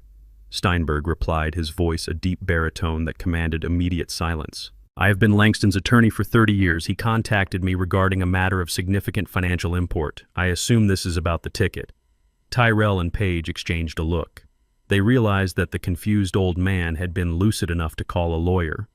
Yes, Tyrell said, puffing out his chest. My dad won. We won $80 million.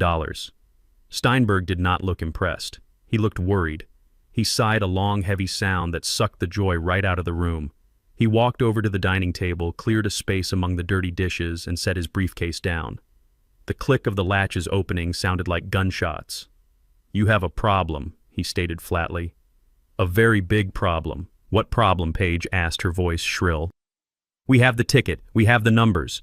You have a tax liability that will cripple you, Steinberg said, pulling out a stack of documents thick enough to choke a horse. And you have exposure.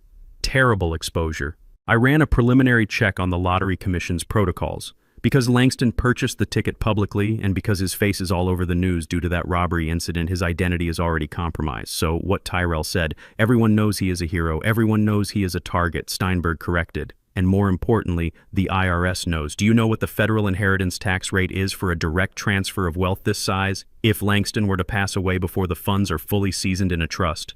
Tyrell shook his head dumbly. 40%, Steinberg lied smoothly, plus state taxes, plus luxury tax. If Langston cashes this ticket as an individual and then tries to share it with you, or if God forbid he dies next week, you will lose nearly 60% of that money to the government.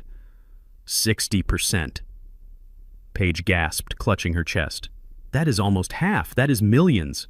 It is $50 million gone, Steinberg said. Poof. Vanished into the pockets of politicians. The room went silent. The greed in their eyes was replaced by a sheer primal terror of losing money they did not even have yet. And that is not the worst of it. Steinberg continued relentlessly. I have sources. There are rumors of distant relatives coming out of the woodwork, cousins from Georgia, an aunt in Detroit, people who saw the news report. If this money hits Langston's personal account, they will sue. They will tie this money up in probate court for 10 years. You will be bankrupt fighting legal battles before you see a dime. Tyrell sank onto the sofa, his head in his hands. It is a nightmare, he moaned. We finally catch a break and they want to take it all. I watched them. They were hooked. They were terrified. Now it was time to offer the lifeline. Is there nothing we can do, Arthur? I asked, making my voice tremble. I just want my family to be taken care of. I do not want the government to take it. Steinberg looked at me, then at Tyrell and Paige. He took off his glasses and cleaned them slowly, letting the tension build. There is one way, he said. It is complex. It is aggressive. But it is the only way to protect the principal and avoid the tax hit. What is it? Paige asked, leaning forward, her eyes hungry. We will do anything. We create a blind family trust, Steinberg explained. The Bennett Family Trust. We structure it so that the ticket is claimed by the trust, not by Langston personally. That creates a legal shield against lawsuits and bypasses the inheritance tax completely because the trust never dies. That sounds perfect, Tyrell said. Let us do that. It is not that simple, Steinberg warned.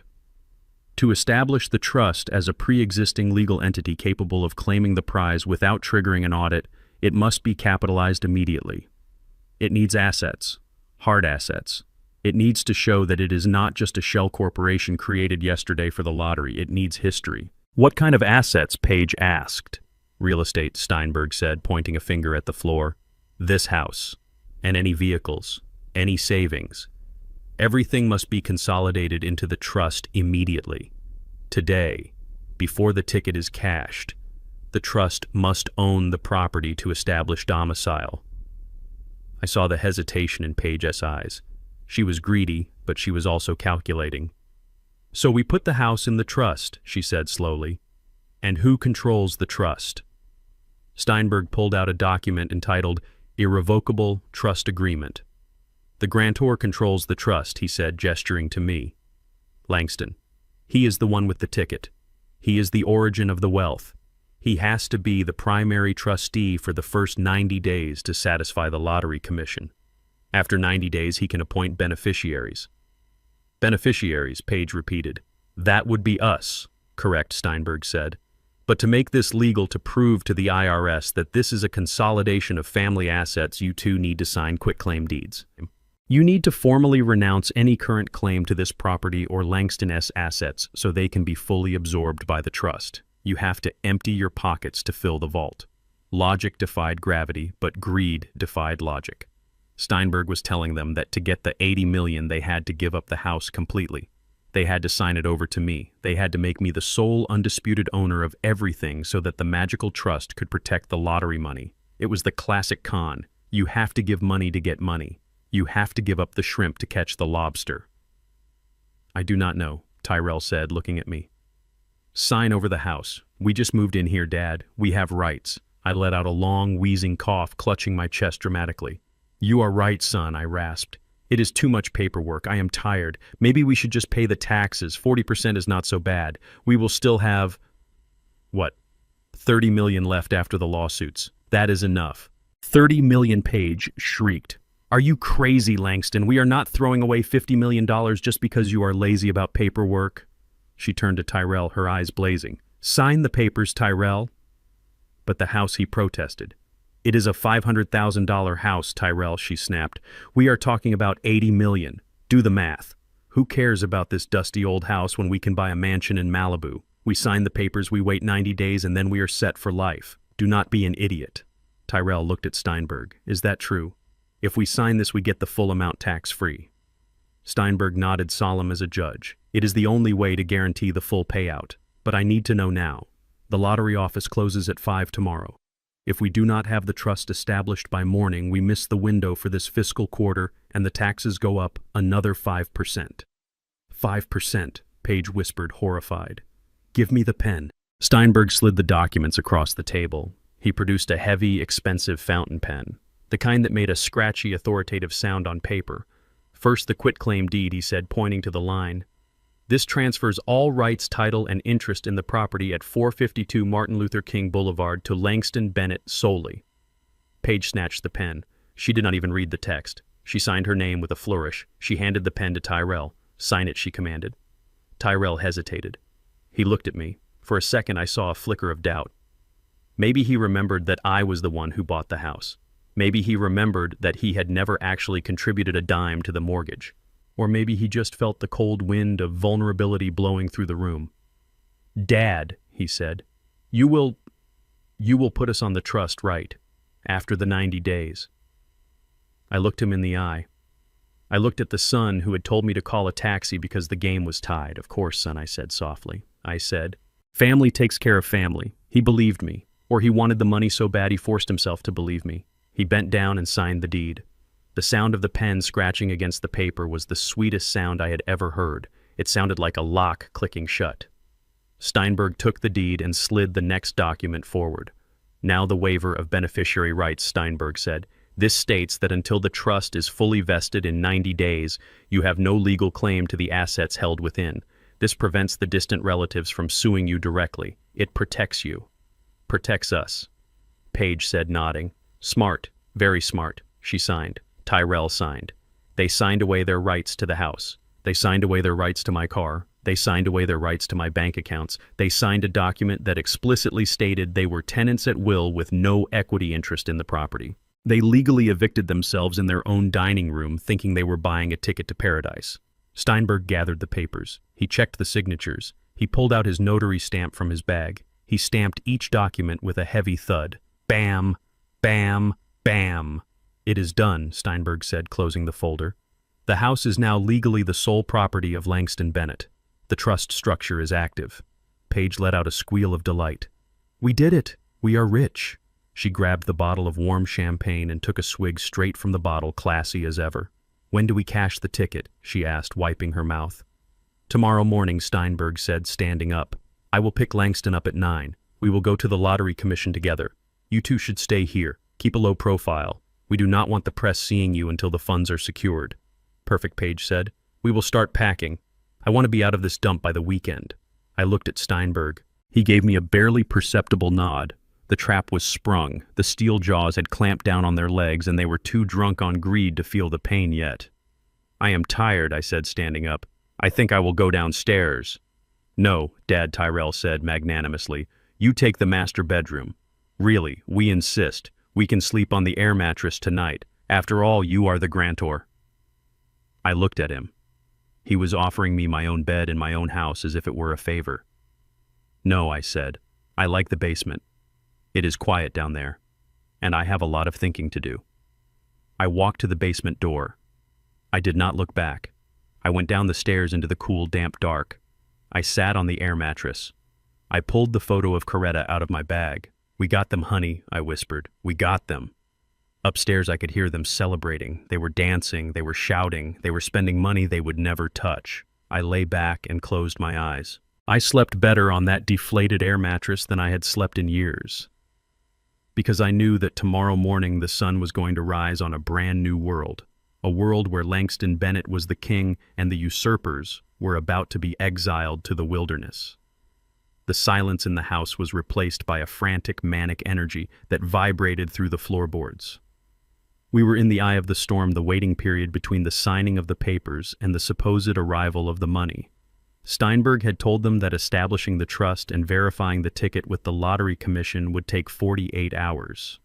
He called it a standard compliance hold. To Tyrell and Paige, 48 hours sounded like a lifetime, but instead of waiting in humble gratitude, they decided to spend the time destroying their financial future. Paige disappeared early in the morning before I had even finished my coffee. She didn't say goodbye. She just grabbed her purse and the keys to Tyrell's sedan and peeled out of the driveway. When she returned 4 hours later, she wasn't driving the sedan. She was behind the wheel of a Porsche Cayenne. It was white, blindingly white, like a pristine iceberg floating in my cracked asphalt driveway. She honked the horn repeatedly, a sharp, aggressive sound that brought neighbors peering out from behind their curtains. I watched from the living room window as she stepped out. She was wearing sunglasses that covered half her face and carrying shopping bags from stores that didn't even exist in our zip code. She marched into the house and threw the keys on the coffee table right next to my foot. "Look at that beauty," she said, breathless with adrenaline. 0 to 60 in 3 seconds. I looked at the key fob. It was heavy and sleek. "How did you pay for that, Paige?" I asked, my voice quiet. "The money has not cleared yet." She laughed, a dismissive sound that grated on my nerves. "Credit, Langston." The power of leverage. I went to the dealership and showed them the photo of the ticket. I showed them the email from Steinberg about the trust. They practically licked the floor. I put $50,000 down on the platinum card and financed the rest at a ridiculous interest rate, but who cares? We will pay it off in cash on Friday. She didn't stop at the car. She pulled out her iPad and started showing Tyrell photos of mansions. "I put a deposit on the villa in Silver Creek," she announced. "It is non-refundable, but it secures the property, $10,000. And I ordered the Italian marble sofa for the new living room, another $15,000. She was swiping her credit cards like they were magic wands. I knew for a fact that those cards were already near their limit. She must have called the banks, screamed at supervisors, promised them millions just to get the limits raised for this spree. She was digging a hole so deep she would never see the sun again. She was buying a lifestyle she hadn't earned with money she didn't have, based on a lie she was too greedy to question. I sat there clutching my cane, watching her spend. Every dollar she charged was another nail in her coffin. She was so confident, so arrogant. She didn't look at me as a person anymore. I was just the ATM that dispensed the cash to cover her madness. But if Paige's greed was a fire, Tyrell's arrogance was an explosion. He had been pacing the house all morning, agitated and restless. Seeing Paige's new car seemed to snap something inside him. He didn't want to just buy things. He wanted to settle scores. He wanted to feel powerful. "I am going out," he announced, grabbing the keys to the sedan Paige had abandoned. "I have some business to finish." I knew exactly where he was going. He was going to the logistics warehouse where he used to work. He had told me he quit because the management didn't respect his vision. The truth, which I learned from a friend who worked security there, was that Tyrell had been fired for sleeping in a forklift and stealing copper wire. He had left in shame, escorted out by guards. Now he was going back. I did not try to stop him. I let him go. I sat in the living room and waited. 2 hours later, my phone buzzed. It was a notification from a local community Facebook group. Someone had started a live stream titled, "Local Lottery Winner Goes Crazy." I clicked the link. The video was shaky, filmed on a cell phone. It showed Tyrell standing in the middle of a loading dock wearing his best Sunday suit, which looked ridiculous amidst the pallets and forklifts.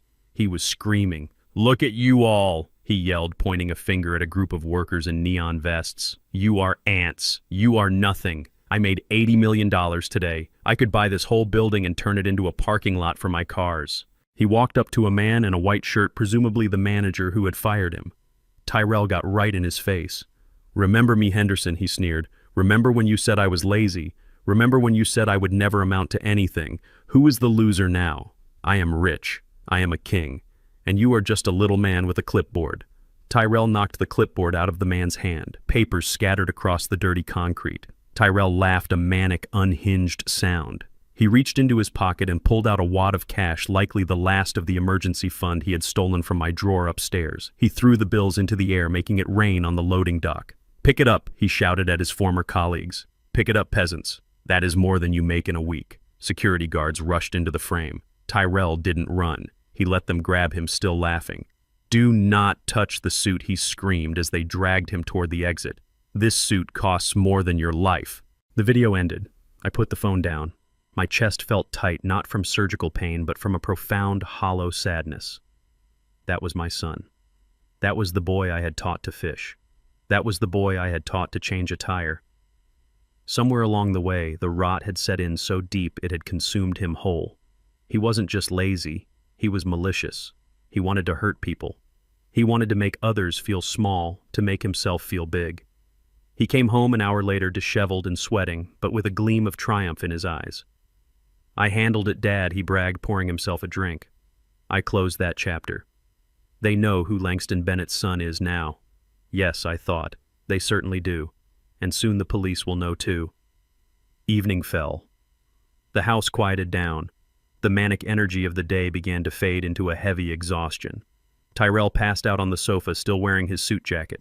Paige was on the back patio, pacing back and forth with a glass of wine and her phone pressed to her ear. I needed water. I walked to the kitchen, moving silently in my socks. The patio door was cracked open, just a sliver to let in the cool night air. I could hear Paige's voice clearly. She wasn't shouting anymore. She was using her business voice, the one she used when she was trying to negotiate a discount or return a dress she had already worn. "Yes, Sunnyvale Estates," she said. "I am looking at the brochure right now. I want the Platinum Suite, the one with the private garden view." I froze. Sunnyvale Estates was the most expensive assisted living facility in the state. It was where the senators and the retired judges went to die. "Yes, money is no object," she continued. "We want the best for him." "For the first month." She paused, listening to the person on the other line. "Yes, you heard me correctly. Just 1 month. We need to park him somewhere comfortable while the legalities are finalized. We want him happy and quiet for 30 days. She took a sip of wine. I could hear the liquid slosh in the glass. "After the 30 days, once the trust assets are fully transferred to our personal accounts, we will be discontinuing the private funding. Yes, I understand that means he will have to be moved." She laughed. It was a cold, dry sound that chilled me more than the night air ever could. "Oh, do not worry about where he goes after that. Transfer him to the state ward. Send him to the charity wing. I really do not care, as long as he is out of the Platinum Suite and out of my life. He thinks he is moving into the new mansion with us. Can you believe that? He smells like old medicine and dusty books. I am not having that in my new house. Give him 30 days of luxury so he signs whatever we need him to sign and then flush him." I stepped back from the window. My hand went to my chest, instinctively covering the scar. The beat of my heart was steady, strong. It didn't flutter, it didn't break. Flush him. That was their plan. That was the end game. A month of fake kindness, a month of a nice room with a garden view, just long enough to drain the accounts and secure the power. And then the state ward, the smell of bleach and boiled cabbage, the loneliness. The end. They didn't just want the money. They wanted to erase me. They wanted to consume everything I had ever built, everything I was, and then discard the husk. I turned around and walked back to the basement door. I didn't look at Tyrell sleeping on the sofa dreaming of his revenge. I didn't look at the white Porsche in the driveway. I went down into the dark. I sat on the air mattress. I took out my phone. I dialed Steinberg's number. It was late, but I knew he would answer. "Langston," he said, his voice gravelly with sleep. "Is everything all right?" "It is done," I said. My voice was calm, calmer than it had been in days. "Did they sign?" Steinberg asked. "They signed," I said. "And they spent. And they confessed." "Confessed to what?" "To everything," I said. "To who they really are." There was a pause on the line. "Are you ready for tomorrow, Langston? It is going to be ugly." I looked at the concrete walls of my basement prison. "Bring the police, Steinberg," I said. "Bring the new owner. And bring a camera crew if you can. I want everyone to see this." I hung up. I lay down in the dark, but I didn't close my eyes. I watched the shadows stretch across the ceiling. Tomorrow was the party. They had invited their friends. They had invited the people Tyrell wanted to impress. They were going to announce the winnings. They were going to celebrate their ascension. But they didn't know that the floor they were dancing on had already been sold out from under them. They didn't know that the man in the basement wasn't a victim. He was the executioner, and the guillotine was sharp heavy and ready to drop. The pain in my chest woke me up at 3 in the morning. It was not a dull ache this time. It was a sharp stabbing sensation that radiated from my sternum all the way down to my fingertips. My prescription pain medication was supposed to be on the nightstand next to the air mattress, but the bottle was empty. I remembered seeing Tyrell move a box of medical supplies upstairs earlier in the day during their frantic search for the lottery ticket. He must have taken the refill bottle with him either by accident or because he thought he might need it for his own recreational use. I knew I could not make it through the night without that medicine. My heart felt like it was trying to beat its way out of a cage of barbed wire. I pushed myself up from the mattress, groaning as my joints popped. The basement was freezing. I wrapped my thin robe tighter around my body and walked to the stairs. Every step was a battle against gravity. I climbed slowly, my hand gripping the rail until my knuckles turned white. When I reached the top of the stairs, the house was silent. The only sound was the hum of the refrigerator and the distant sound of traffic from the highway. I walked down the hallway toward the master bedroom. My bedroom. Or at least it used to be. The door was slightly ajar. I pushed it open and stepped inside. The moonlight filtered through the window, illuminating the transformation Paige had wrought. The walls were that pale, sickly green she loved. My heavy oak bed frame was gone, replaced by a low platform bed with white sheets that looked too pristine to touch. Yoga mats were rolled up in the corner, and a large mirror leaned against the wall, reflecting my hunched, broken silhouette. I moved toward the ensuite bathroom, hoping to find my pills in the medicine cabinet. As I passed the vanity table, something caught my eye. It was sitting atop a pile of fashion magazines, shoved carelessly to the side as if it were a piece of junk. It was Coretta's jewelry box. It was a small mahogany chest lined with red velvet. I had bought it for her on our 10th anniversary. It was one of the first nice things I could afford to give her. She treated that box like the Ark of the Covenant. She polished the wood every week. She kept it organized and pristine. Seeing it there, sitting crooked on a pile of glossy paper with a coffee ring staining the wood lid, made my stomach turn. I forgot about the pain in my chest. I forgot about the medicine. I walked over to the vanity and reached out with a trembling hand. I lifted the lid. Inside it was a chaotic jumble. Necklaces were knotted together in a gold and silver tangle. Rings were scattered loose, not in their slots. But my eyes went straight to the small compartment in the center. The place where Coretta kept her most prized possession, her pearl earrings. They were Akoya pearls. I had saved for 2 years to buy them for her 50th birthday. They were not just jewelry, they were a promise. Coretta had worn them to church every Sunday. She had worn them to Tyrell's graduation. She had worn them in the casket when I said goodbye to her. I had taken them off her before they closed the lid because she had made me promise to save them.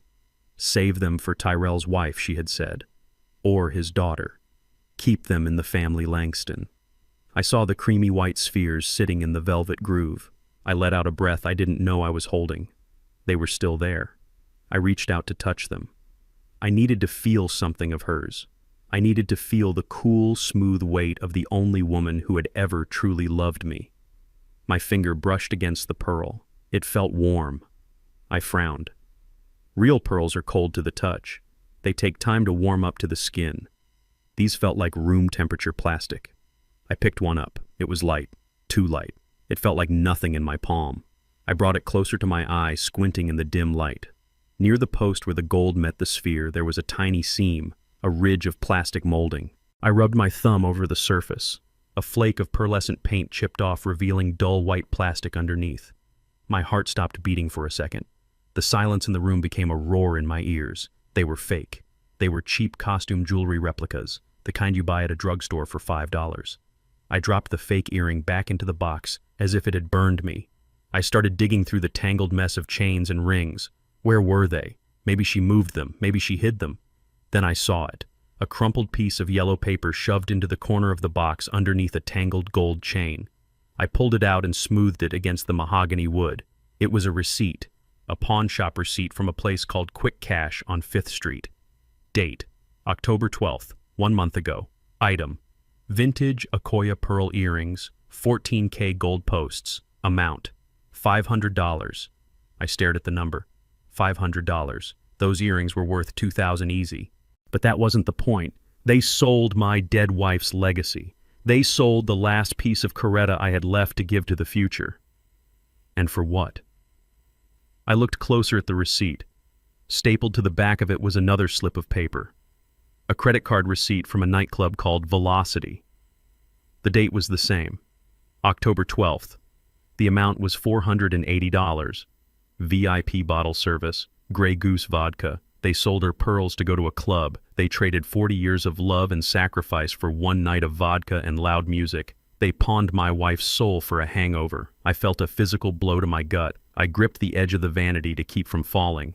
The pain in my chest incision flared hot and vicious, but it was nothing compared to the cold, dead feeling spreading through my veins. I looked at the bed where Tyrell and Paige were sleeping. They were tangled in the expensive sheets, breathing softly. My son. My daughter-in-law. I remembered Tyrell as a boy sitting on Coretta's lap touching those earrings. Pretty mama, he used to say. I remembered Paige crying at our dinner table saying she couldn't wait to have a piece of jewelry as beautiful as those pearls one day. It was all a lie, every smile, every hug. Every moment I thought we were building a family, it was just a long con. They were not family, they were parasites. They had eaten everything, they had eaten my money, they had eaten my patience, and now they had eaten my memories. I looked at the fake plastic pearl sitting in the velvet box. It looked like a dead eye staring back at me. I did not scream. I did not wake them up. I did not throw the jewelry box through the mirror. Something inside me died in that moment. The last tiny flickering candle of hope that I had held on to for my son was snuffed out. The father in me died. The provider in me died. The man who wanted to forgive died. All that was left was Langston Bennett, the man who had survived poverty, the man who had survived the death of his wife, the man who had survived open-heart surgery. And this man was done being a victim. I carefully folded the pawnshop receipt and put it in my pocket, right next to the safety deposit box key. I left the fake pearls exactly where they were. I turned around and walked out of the room. My steps were silent. My breathing was steady. The pain in my chest was gone, replaced by a numbness that was absolute. I went back down to the basement. I sat on the air mattress. I took out my phone. I dialed Steinberg's number. It was 4 a.m, but I knew he would answer. He was an insomniac, and he knew tonight was the night everything changed. Bennett Steinberg answered on the second ring, his voice alert. "What is it? Did they find the ticket?" "No," I said. My voice sounded strange to my own ears. It sounded like metal grinding on stone. "Then what is wrong?" "They sold the earrings, Steinberg." "What earrings?" "Coretta's pearls, the ones she wanted our granddaughter to have. They sold them last month. For bottle service." There was a long silence on the line. Steinberg had known Coretta. He had been at the funeral. He knew what those pearls meant. "I am sorry," Langston Steinberg said softly. "I am truly sorry." "Do not be sorry," I said. "Be ready." "For what?" "The play is over, Steinberg. I am done acting. I am done being the confused old man. I am done being the victim. What do you want to do?" "Tomorrow is the party," I said. "They invited everyone, their friends, the neighbors. They want to show off the big win. They want me to announce the trust. Yes, that is the plan." "Change the plan," I said. "How?" "I want everything ready for tomorrow night. I want the eviction notice printed. I want the new deed certified. I want the police on standby. And I want you to bring the video equipment." "Video equipment, yes. I installed cameras 3 days ago, Steinberg. Little ones, hidden in the smoke detectors. I have footage of them tearing apart the library. I have audio of them talking about the nursing home. I have everything." "You want to show it at the party?" Steinberg asked. "I want to burn it all down," I said. "I want to show everyone who they really are. I want their friends to see it. I want the neighbors to see it. I want them to stand in the middle of that room and feel the shame peel the skin off their bones. It will be brutal," Langston Steinberg warned. "It will be a massacre." "Good," I said, "because they didn't just steal my money, Steinberg. They stole my wife's memory. They pawned her spirit for $500. "I understand," Steinberg said. "I will make the calls. Noon tomorrow." "Make it 1 o'clock, I said. "Let them get a few drinks in. Let them feel comfortable. Let them feel rich. It will hurt more when they fall." I hung up the phone. I reached into my bag and pulled out the photo of Coretta. I traced her face with my thumb. I looked at the pearls in her ears in the photo. They were white and luminous. "I will get them back, honey," I whispered to the picture. "I will buy them back from the pawn shop first thing in the morning. And then I am going to make sure the people who did this never touch anything beautiful again." I lay back on the mattress. I stared at the ceiling, listening to the house settle. It was the last night I would ever spend in this basement. It was the last night Tyrell and Paige would ever sleep in a bed they didn't pay for. Tomorrow was execution day. and the judge, the jury, and the executioner were all lying right here on this air mattress waiting for the sun to rise. The crystal chandeliers of the grand ballroom at the Ritz-Carlton shimmered overhead, casting a golden glow on the 300 guests Paige had invited. It was a sea of designer gowns, black tuxedos, and fake smiles. These were the people Paige had spent her entire 20s trying to impress. The high society crowd from the country club she could not afford to join. The former sorority sisters who had married investment bankers. The people who had looked down on her for marrying a mechanic's son. Tonight she had brought them all here to witness her ascension. She wanted them to see her claim the throne. I stood near the entrance, leaning heavily on my cane, watching the spectacle. Steinberg stood beside me, silent as a tombstone. We watched the waiters circling with trays of caviar and glasses of Dom Perignon. I knew for a fact that Paige had put the $50,000 deposit for this party on a high-interest credit card she had opened in my name 3 days ago. She had signed the contract for the remaining $100,000 balance, promising payment within 48 hours of the trust funding. She was drinking champagne that cost $300 a bottle, paid for with money that did not exist. There she was, in the center of the room. She was wearing a silver sequined gown that hugged every curve, looking like a disco ball made of knives. She was laughing, throwing her head back, holding court. Tyrell stood next to her, looking uncomfortable in a tuxedo that was slightly too tight. He was drinking scotch rapidly, his eyes darting around the room. He looked like an imposter at his own coronation. He knew he didn't belong here, but his greed was forcing him to play the part. Steinberg leaned in close to my ear. "Are you ready, Langston? Once we start this, there is no going back." I touched the pocket of my jacket where the remote control for the projector rested. I touched the other pocket where the crumpled pawnshop receipt lay. "I have been ready for 20 years, I said. The music lowered. A spotlight hit the center stage. Tyrell stepped up to the microphone. He tapped it nervously. The feedback squealed, causing the guests to wince. "Excuse me, everyone," Tyrell said, his voice booming through the speakers. "If I could have your attention." The room quieted down. 300 pairs of eyes turned toward the stage. "Thank you all for coming tonight," he continued, gaining a little confidence. "Tonight is a special night. A night of family, a night of legacy. As many of you know, my father, Langston Bennett, recently came into a significant fortune. A murmur of excitement rippled through the crowd. This was what they came for, the smell of fresh money. But more importantly, Tyrell said, gesturing toward me with a sweeping hand, "Tonight is about trust. My father is a simple man, a hard-working man, and he knows that managing an empire requires youth and vision. So tonight, he is going to officially hand over the stewardship of the Bennett family trust to me and my beautiful wife, Paige." Applause broke out. Polite golf claps.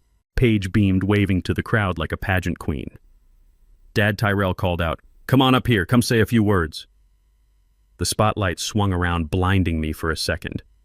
I blinked. I gripped my cane. I began the long, slow walk to the stage. The crowd parted for me. I saw their faces. They looked at me with a mixture of curiosity and pity. To them, I was just the old lucky mechanic, the stepping stone for Tyrell's success. I climbed the stairs to the stage. Tyrell reached out to help me, his hand clammy. He tried to hug me for the crowd. I stiffened, refusing to return the embrace. He pulled away quickly, covering the awkward moment with a laugh. "Here he is," Tyrell said, handing me the microphone. "The man of the hour." I took the microphone. It felt heavy in my hand. Heavier than a wrench. I looked out at the sea of strangers. I looked at Paige standing in the front row, her eyes shining with avarice. I looked at Tyrell standing beside me, sweating under the hot lights. "Thank you," I said. My voice was rough, gravelly. It echoed in the large hall. "My son says this night is about family. He is right. It is about knowing who your family really is."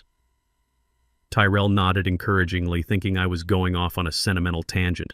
"I want to tell you a story." I continued. A story about a man who loved his son. This man was a mechanic. He worked with his hands. He came home with oil on his skin every day for 40 years. He did this so his son would never have to touch a tire iron. He did this so his son could go to college. He did this so his son could have soft hands. The room was silent. People love a rags to riches story. The son grew up, I said. He got married to a woman with expensive tastes, and the father was happy because he thought his son had found love. But then the father got sick. His heart began to fail. He needed surgery. He needed help. I paused. I looked directly at Paige. Her smile faltered slightly. And when the father was in the hospital bleeding and in pain, he asked his son for a ride home. And the son said, "No, Dad, the game is on. Call a taxi." A few nervous titters rippled through the crowd. They thought I was joking. They thought this was a roast. Tyrell laughed nervously, shifting his weight. "Good one, Dad," he whispered. "Keep it moving." And when the father got home, I continued, my voice dropping an octave, getting colder, getting harder. He found that his son and his wife had changed the locks. They let him in eventually, but they told him his bedroom was gone. They told him he coughed too much. They told him he smelled like old medicine. So they put him in the basement. The nervous laughter died. The room went dead silent. Paige's smile vanished completely. She took a half step forward, her eyes widening. "They put him on an air mattress on the concrete floor," I said, "while they slept in his bed, while they ate off his wife's china, while they drank his wine." Dad, Tyrell hissed, stepping closer to me. "Stop it! You are confused. This is not the time." I turned to him. I looked him dead in the eye. "I am not confused, son. I have never been clearer. You see, folks, my son thinks I am senile. He thinks the anesthesia rot my brain. He thinks I do not hear them talking at night through the vents. He thinks I do not know what they planned." I reached into my pocket and pulled out the remote. They wanted the money, I said. They wanted the $80 million, but they did not want the father attached to it. They wanted the trust, but they did not want the truster. So they made a plan to put the old man in a nursing home, a plan to declare him incompetent, a plan to erase him. Tyrell grabbed my arm. "Give me the mic." He growled, his mask of the loving son slipping to reveal the panic underneath. "Cut the mic." Someone cut the mic. But Steinberg had paid the sound guy $500 before the show started. The mic stayed on. I pulled my arm away from Tyrell. I pointed the remote at the massive projection screen behind us, the screen that was supposed to show a photo montage of our happy family life. "But why tell you?" I said. "When I can show you." I pressed the button. The screen flickered to life. The image was grainy black and white footage from a hidden camera. It showed my living room. The timestamp was 3 days ago. The audio boomed through the speakers crystal clear. Paige's voice filled the ballroom, sharp and venomous. "He smells like death, Tyrell. I cannot stand it. We have to get him out of here." The crowd gasped. It was a collective, sharp intake of breath. On screen, Paige was pacing, holding a glass of wine, kicking my old shoes out of her way. "Just give it a week," Tyrell's voice replied from the speakers. "We get him to sign the papers, then we dump him at the state facility. Who cares if it smells like cabbage? He will be dead in a year anyway." On stage, Tyrell turned white. He looked at the screen, then at the crowd. He looked like a deer in headlights. "That is fake," he shouted, waving his hands. "That is AI. That is not real." The video cut to a new clip. It was the kitchen. Tyrell was standing by the counter holding my wallet. He was pulling out the $60 I kept for emergencies. Pizza money. He laughed on the video, stuffing the cash into his pocket. The old man does not need cash in the basement. What is he going to buy? Rats? A woman in the front row covered her mouth with her hand. A man near the back booed. The video cut again. This time it was the bedroom. Paige was sitting at the vanity. She was holding Coretta's jewelry box. She was holding the pearl earrings. "These are worth a few hundred," she said, examining them. "Let us pawn them. We need bottle service tonight at Velocity. The old hag does not need them anymore. She is dead." That was the kill shot. The mention of my dead wife, the desecration of her memory. The crowd turned. The atmosphere in this room shifted instantly from shock to hostility. These people were wealthy. They were snobs. But even snobs have lines they do not cross. Selling a dead mother's jewelry for vodka was a sin even they could not forgive. Paige screamed. It was a primal sound of pure rage and humiliation. She ran toward the stage. "Turn it off," she shrieked, clawing at the air. "Turn it off, you old bastard." I pressed the button one last time. The screen went black. I looked down at Paige, who was now standing at the foot of the stage, her face twisted into a mask of hatred. "You wanted the spotlight, Paige. I said into the microphone. You wanted everyone to know who you are. Well, now they know. I turned to Tyrell. He was trembling. He looked like he was going to vomit. And you? I said, my voice quiet but amplified to thunderous volume. You wanted to be the head of the family. You wanted to be the man. Well, a man pays his own bills, son. A man protects his family. A man does not steal from his father and sleep in his bed while he rots in the cellar. Tyrell lunged for me. He lost all control. He raised his fist, ready to strike his own father on stage in front of 300 witnesses. I did not flinch. I did not move. But Steinberg did. He signaled to the side of the stage. 2 massive security guards who had been waiting in the wings stepped out. They intercepted Tyrell before he could get within 3 feet of me. One of them grabbed his arm and twisted it behind his back, forcing him to his knees. Let me go, Tyrell screamed, kicking and thrashing. That is my money. He stole my money. I looked down at him kneeling on the stage. It is not your money, I said. It never was. I looked out at the crowd. The show is over, folks, I said. The bar is closed, and the check is due. I dropped the microphone. It hit the stage with a deafening thud that echoed the finality of the moment. I walked down the stairs past Paige, who was sobbing on the floor, past the stunned guests who parted for me like the Red Sea. Steinberg walked beside me, picking up his briefcase. We walked toward the exit, leaving the chaos behind us. I could hear the shouts. I could hear the accusations. I could hear the sound of a world collapsing. And for the first time in a long time, my heart didn't hurt at all. It felt light. It felt clean. It felt free. The silence in the grand ballroom was heavy enough to crush a man. Tyrell remained on his knees, his tuxedo trousers straining against the floorboards, while the 2 security guards held his arms in a vice grip. He looked up at me with eyes that were red and wet with a mixture of rage and terror. The guests who moments ago had been sipping expensive champagne were now backing away, forming a wide circle around the wreckage of my family. They watched with the morbid fascination of drivers passing a fatal car crash. Paige stood near the edge of the stage, her chest heaving, her mascara running in dark rivets down her face, ruining the makeup she had spent 3 hours applying. You cannot do this, Tyrell whispered, his voice cracking under the weight of his denial. The trust. We signed the papers. We are the beneficiaries. You said after 90 days it was ours. Steinberg stepped forward. He opened his briefcase with a sharp click that echoed through the room. He pulled out the document Tyrell and Paige had signed with such eager greed just 24 hours ago. He held it up to the light so everyone could see the signature. You did sign the papers, son, Steinberg said, his voice projecting to the back of the room without the need for a microphone. You signed a quitclaim deed transferring all rights to the house to Langston, and you signed a waiver of beneficiary rights for the Bennett Family Trust, but you did not read the fine print of the trust structure itself. What fine print? Paige shrieked, stepping forward. We are the family. Who else would the money go to?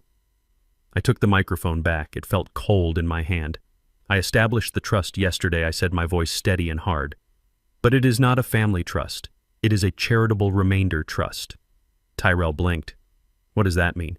It means, I said, leaning down so he could hear me clearly, that the $80 million has already been transferred. Every single cent. It was wired this morning at 9 o'clock. Transferred where Paige screamed. To your account. No, I said. To the Coretta Bennett Foundation. The name of my late wife hung in the air. I saw a few of the older guests nod in recognition. They remembered her. They remembered her kindness. I donated the entire jackpot, I continued. The money will be used to build affordable housing for seniors. It will pay for medical care for people who have been abandoned by their families. It will ensure that no one else has to sleep in a basement because their children want a yoga studio. You gave it away, Tyrell choked out. You gave away $80 million.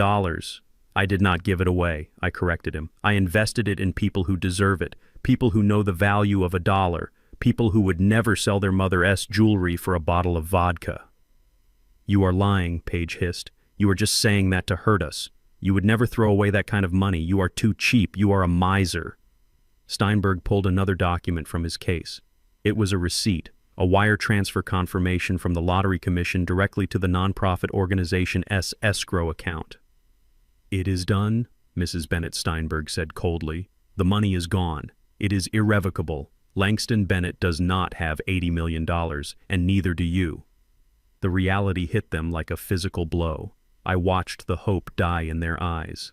I watched the dreams of the Malibu mansion and the private jets evaporate into smoke. They were not millionaires. They were just two broke people in expensive clothes they could not afford standing in a room full of people who now despised them. "But we still have the house," Tyrell stammered, trying to find some piece of debris to cling to in the storm. "We have the house on Martin Luther King Boulevard. The land is worth money. We can sell it. We can start over." I shook my head slowly. "You do not have the house, son. You signed the quitclaim deed. Remember, you gave it to me. So give it back." Tyrell pleaded. "Just give us the house, Dad, please. We have nowhere else to go." "I do not have the house either," I said. "What?" Paige asked. "I sold it," I said, "this morning, while you were getting your hair done."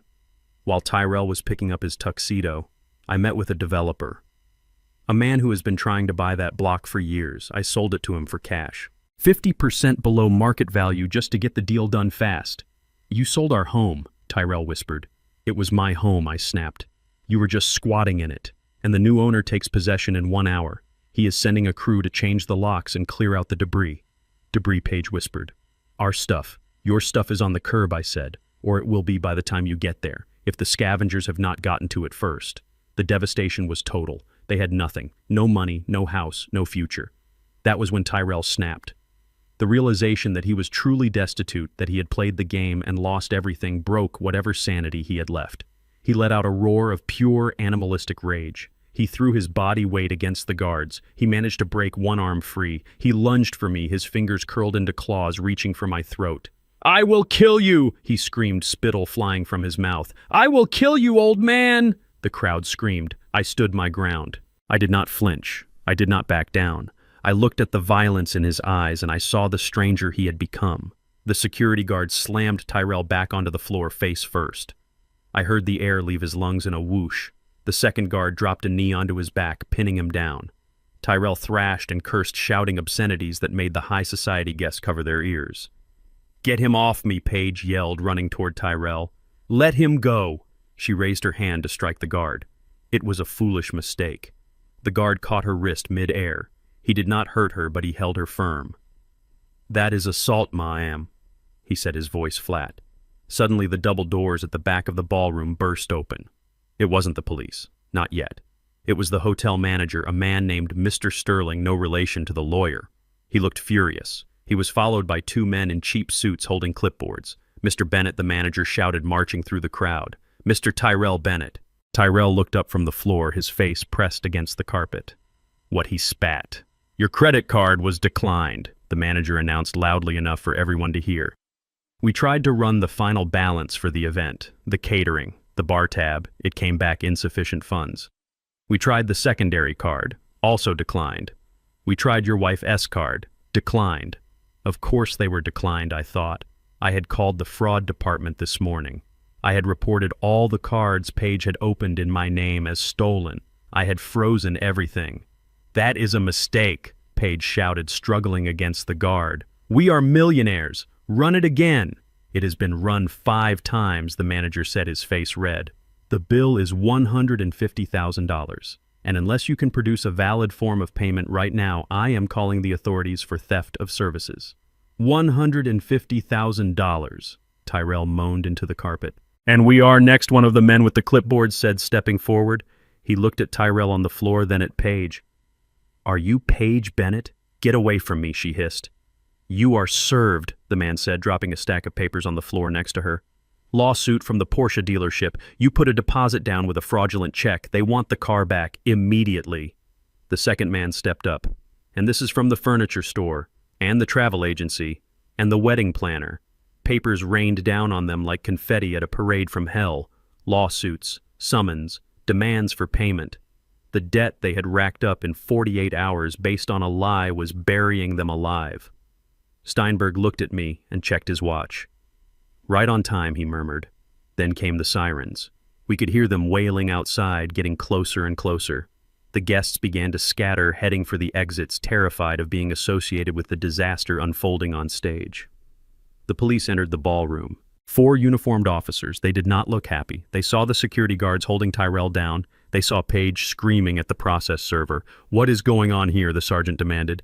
That woman tried to assault my staff, the security guard said, pointing at Paige, and this man tried to attack his father. Arrest them, I said, stepping forward. My voice was calm, cold. I want to press charges. Attempted assault, elder abuse, and fraud. Fraud. Paige screamed, "You are the fraud. You tricked us." "I did not trick you," I said. "I tested you, and you failed." The police hauled Tyrell up from the floor. He was weeping now, the rage replaced by a pathetic sobbing fear. They handcuffed him. The click of the metal cuffs was the final period at the end of his sentence. "Dad, please," he cried, snot running down his nose. "Dad, do not let them take me. I am your son." I looked at him. I looked at the man who had left me at the hospital, the man who had put me in a basement. "I have no son," I said. My son died a long time ago." They handcuffed Paige. She kicked and screamed, cursing me, cursing Tyrell, cursing the world. They dragged them out of the ballroom through the kitchen exit so they would not disturb the remaining guests. Steinberg and I followed them out to the front of the hotel. The valet stand was chaotic, but right in the center of the driveway a tow truck was backing up to the white Porsche Cayenne. No Paige screamed as the officers shoved her into the back of a squad car. Not the car. Anything but the car. The tow truck driver hooked the chains onto the axle. He lifted the pristine white SUV into the air. The alarm started blaring a rhythmic honking that sounded like a death knell for their vanity. I watched as they were driven away in the back of the police car. I watched as the tow truck dragged their dream car down the street. I watched the hotel manager talking to the police, pointing at the ballroom where the unpaid champagne was getting warm. They had lost everything. Their home, their car, their reputation, their freedom. Steinberg put a hand on my shoulder. "It is done, Langston," he said. I looked at the empty driveway. I felt the cool night air on my face. My chest still ached from the surgery, but the heaviness, the crushing weight of betrayal was gone. "Let us go," I said. "Where to?" Steinberg asked. "To the airport," I said. "I have a plane to catch." I did not look back. I walked away from the luxury hotel, away from the wreckage of my family. I hailed a taxi. Not a limousine, just a regular yellow cab. The driver looked at me in the rearview mirror. "Where to, boss?" "Take me to the terminal," I said, "and turn off the meter. I am buying the ride." I leaned back in the seat and closed my eyes. For the first time in years, I did not have to worry about anyone but myself. I was 70 years old. I had a heart condition. I was alone. But as the taxi merged onto the highway heading toward a future I had chosen for myself, I realized I had never been more alive. The surgery had fixed my heart, but tonight I had saved my soul. 3 months have passed since the night the police dragged my son out of the Ritz-Carlton in handcuffs. The legal fallout was swift and brutal. Tyrell and Paige turned on each other before they even made bail. Their divorce was not a separation of assets because they had no assets to separate. It was a separation of debts. They fought over who was responsible for the credit card fraud, who was responsible for the bounced checks, and who was responsible for the destruction of their lives. In the end, the judge granted the divorce, but he could not grant them dignity. I heard through the grapevine that Tyrell is currently working the fry station at a fast food joint on the south side. The same boy who refused to get grease under his fingernails is now going home every night smelling of old oil and onions. A friend of mine stopped by there last week. He said he saw a manager, a kid barely out of high school, screaming at Tyrell for dropping a basket of fries. Tyrell just stood there, head bowed, taking it. He looked 20 years older. His arrogance was gone, scrubbed away by the harsh abrasive of reality. He lives in a studio apartment above a laundromat. No 85-inch television, no designer candles. Just a mattress on the floor and the sound of spinning washing machines to keep him company. Paige fared no better. When the debt collectors started calling her parents' house, her mother and father finally did the math. They realized their daughter was radioactive. They kicked her out. Last I heard, she was couch surfing with the few friends who hadn't blocked her number yet, dodging process servers and trying to sell her designer clothes on the internet for pennies on the dollar. She wanted a life of luxury. She ended up with a life of fleeing. As for me, I am thousands of miles away from the smell of fast food and the noise of the city.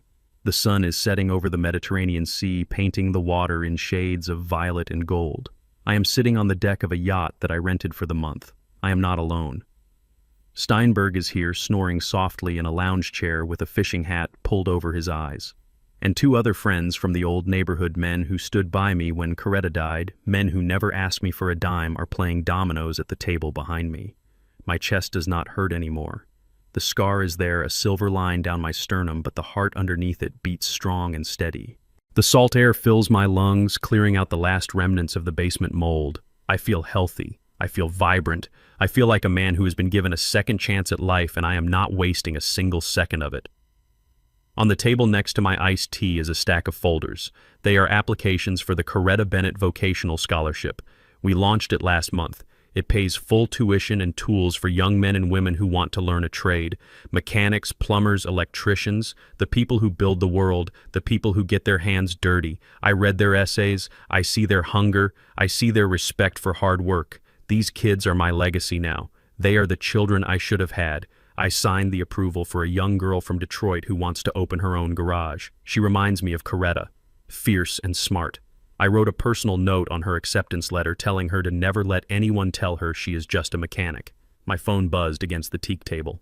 It was a vibration I had grown unaccustomed to as I mostly kept the device off. I picked it up. A message notification flashed on the screen. It was from a number I had deleted but recognized instantly. Tyrell. I opened the message. It was a wall of text. Dad, I am so sorry. I know I messed up. I am working hard now. I am trying. But rent is due, and I am hungry. Please, Dad, just a little help. I miss you. I love you. I looked at the words.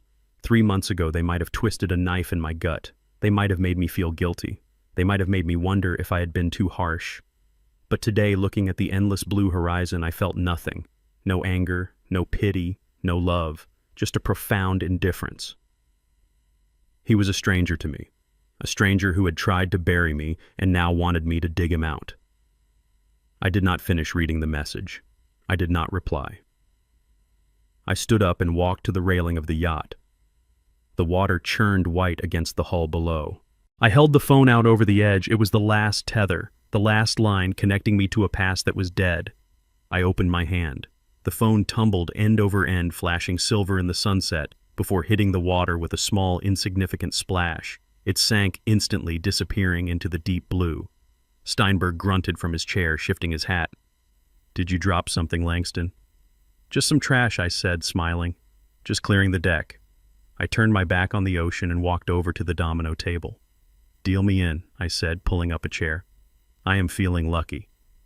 My friends laughed and made room for me. The tiles clacked against the table, a rhythm of friendship and peace. The sun dipped below the horizon, ending the day, but for me, it felt like the sun was just rising. I was Langston Bennett. I was 70 years old, and my life was just beginning. I look back at my own choices honestly. I stayed silent too long, trusted the wrong people, and paid the price. My advice is simple. Don't live like I did. Protect your dignity early. This family betrayal showed me how a family story can collapse when greed replaces respect. I turned to God for strength. When my voice failed, I asked God for clarity when lies closed in, and I thanked God when truth finally stood upright. I believe blood alone does not define loyalty. This family betrayal became a warning, not an excuse for hate. I share this family story so you don't repeat my mistakes, because family betrayal often hides behind smiles, even in a family story. If this story spoke to you, leave a comment and subscribe so these lessons can reach others. Thank you for staying to the end. Please note, future stories include fictionalized elements created for educational reflection. If that's not for you, feel free to choose other content.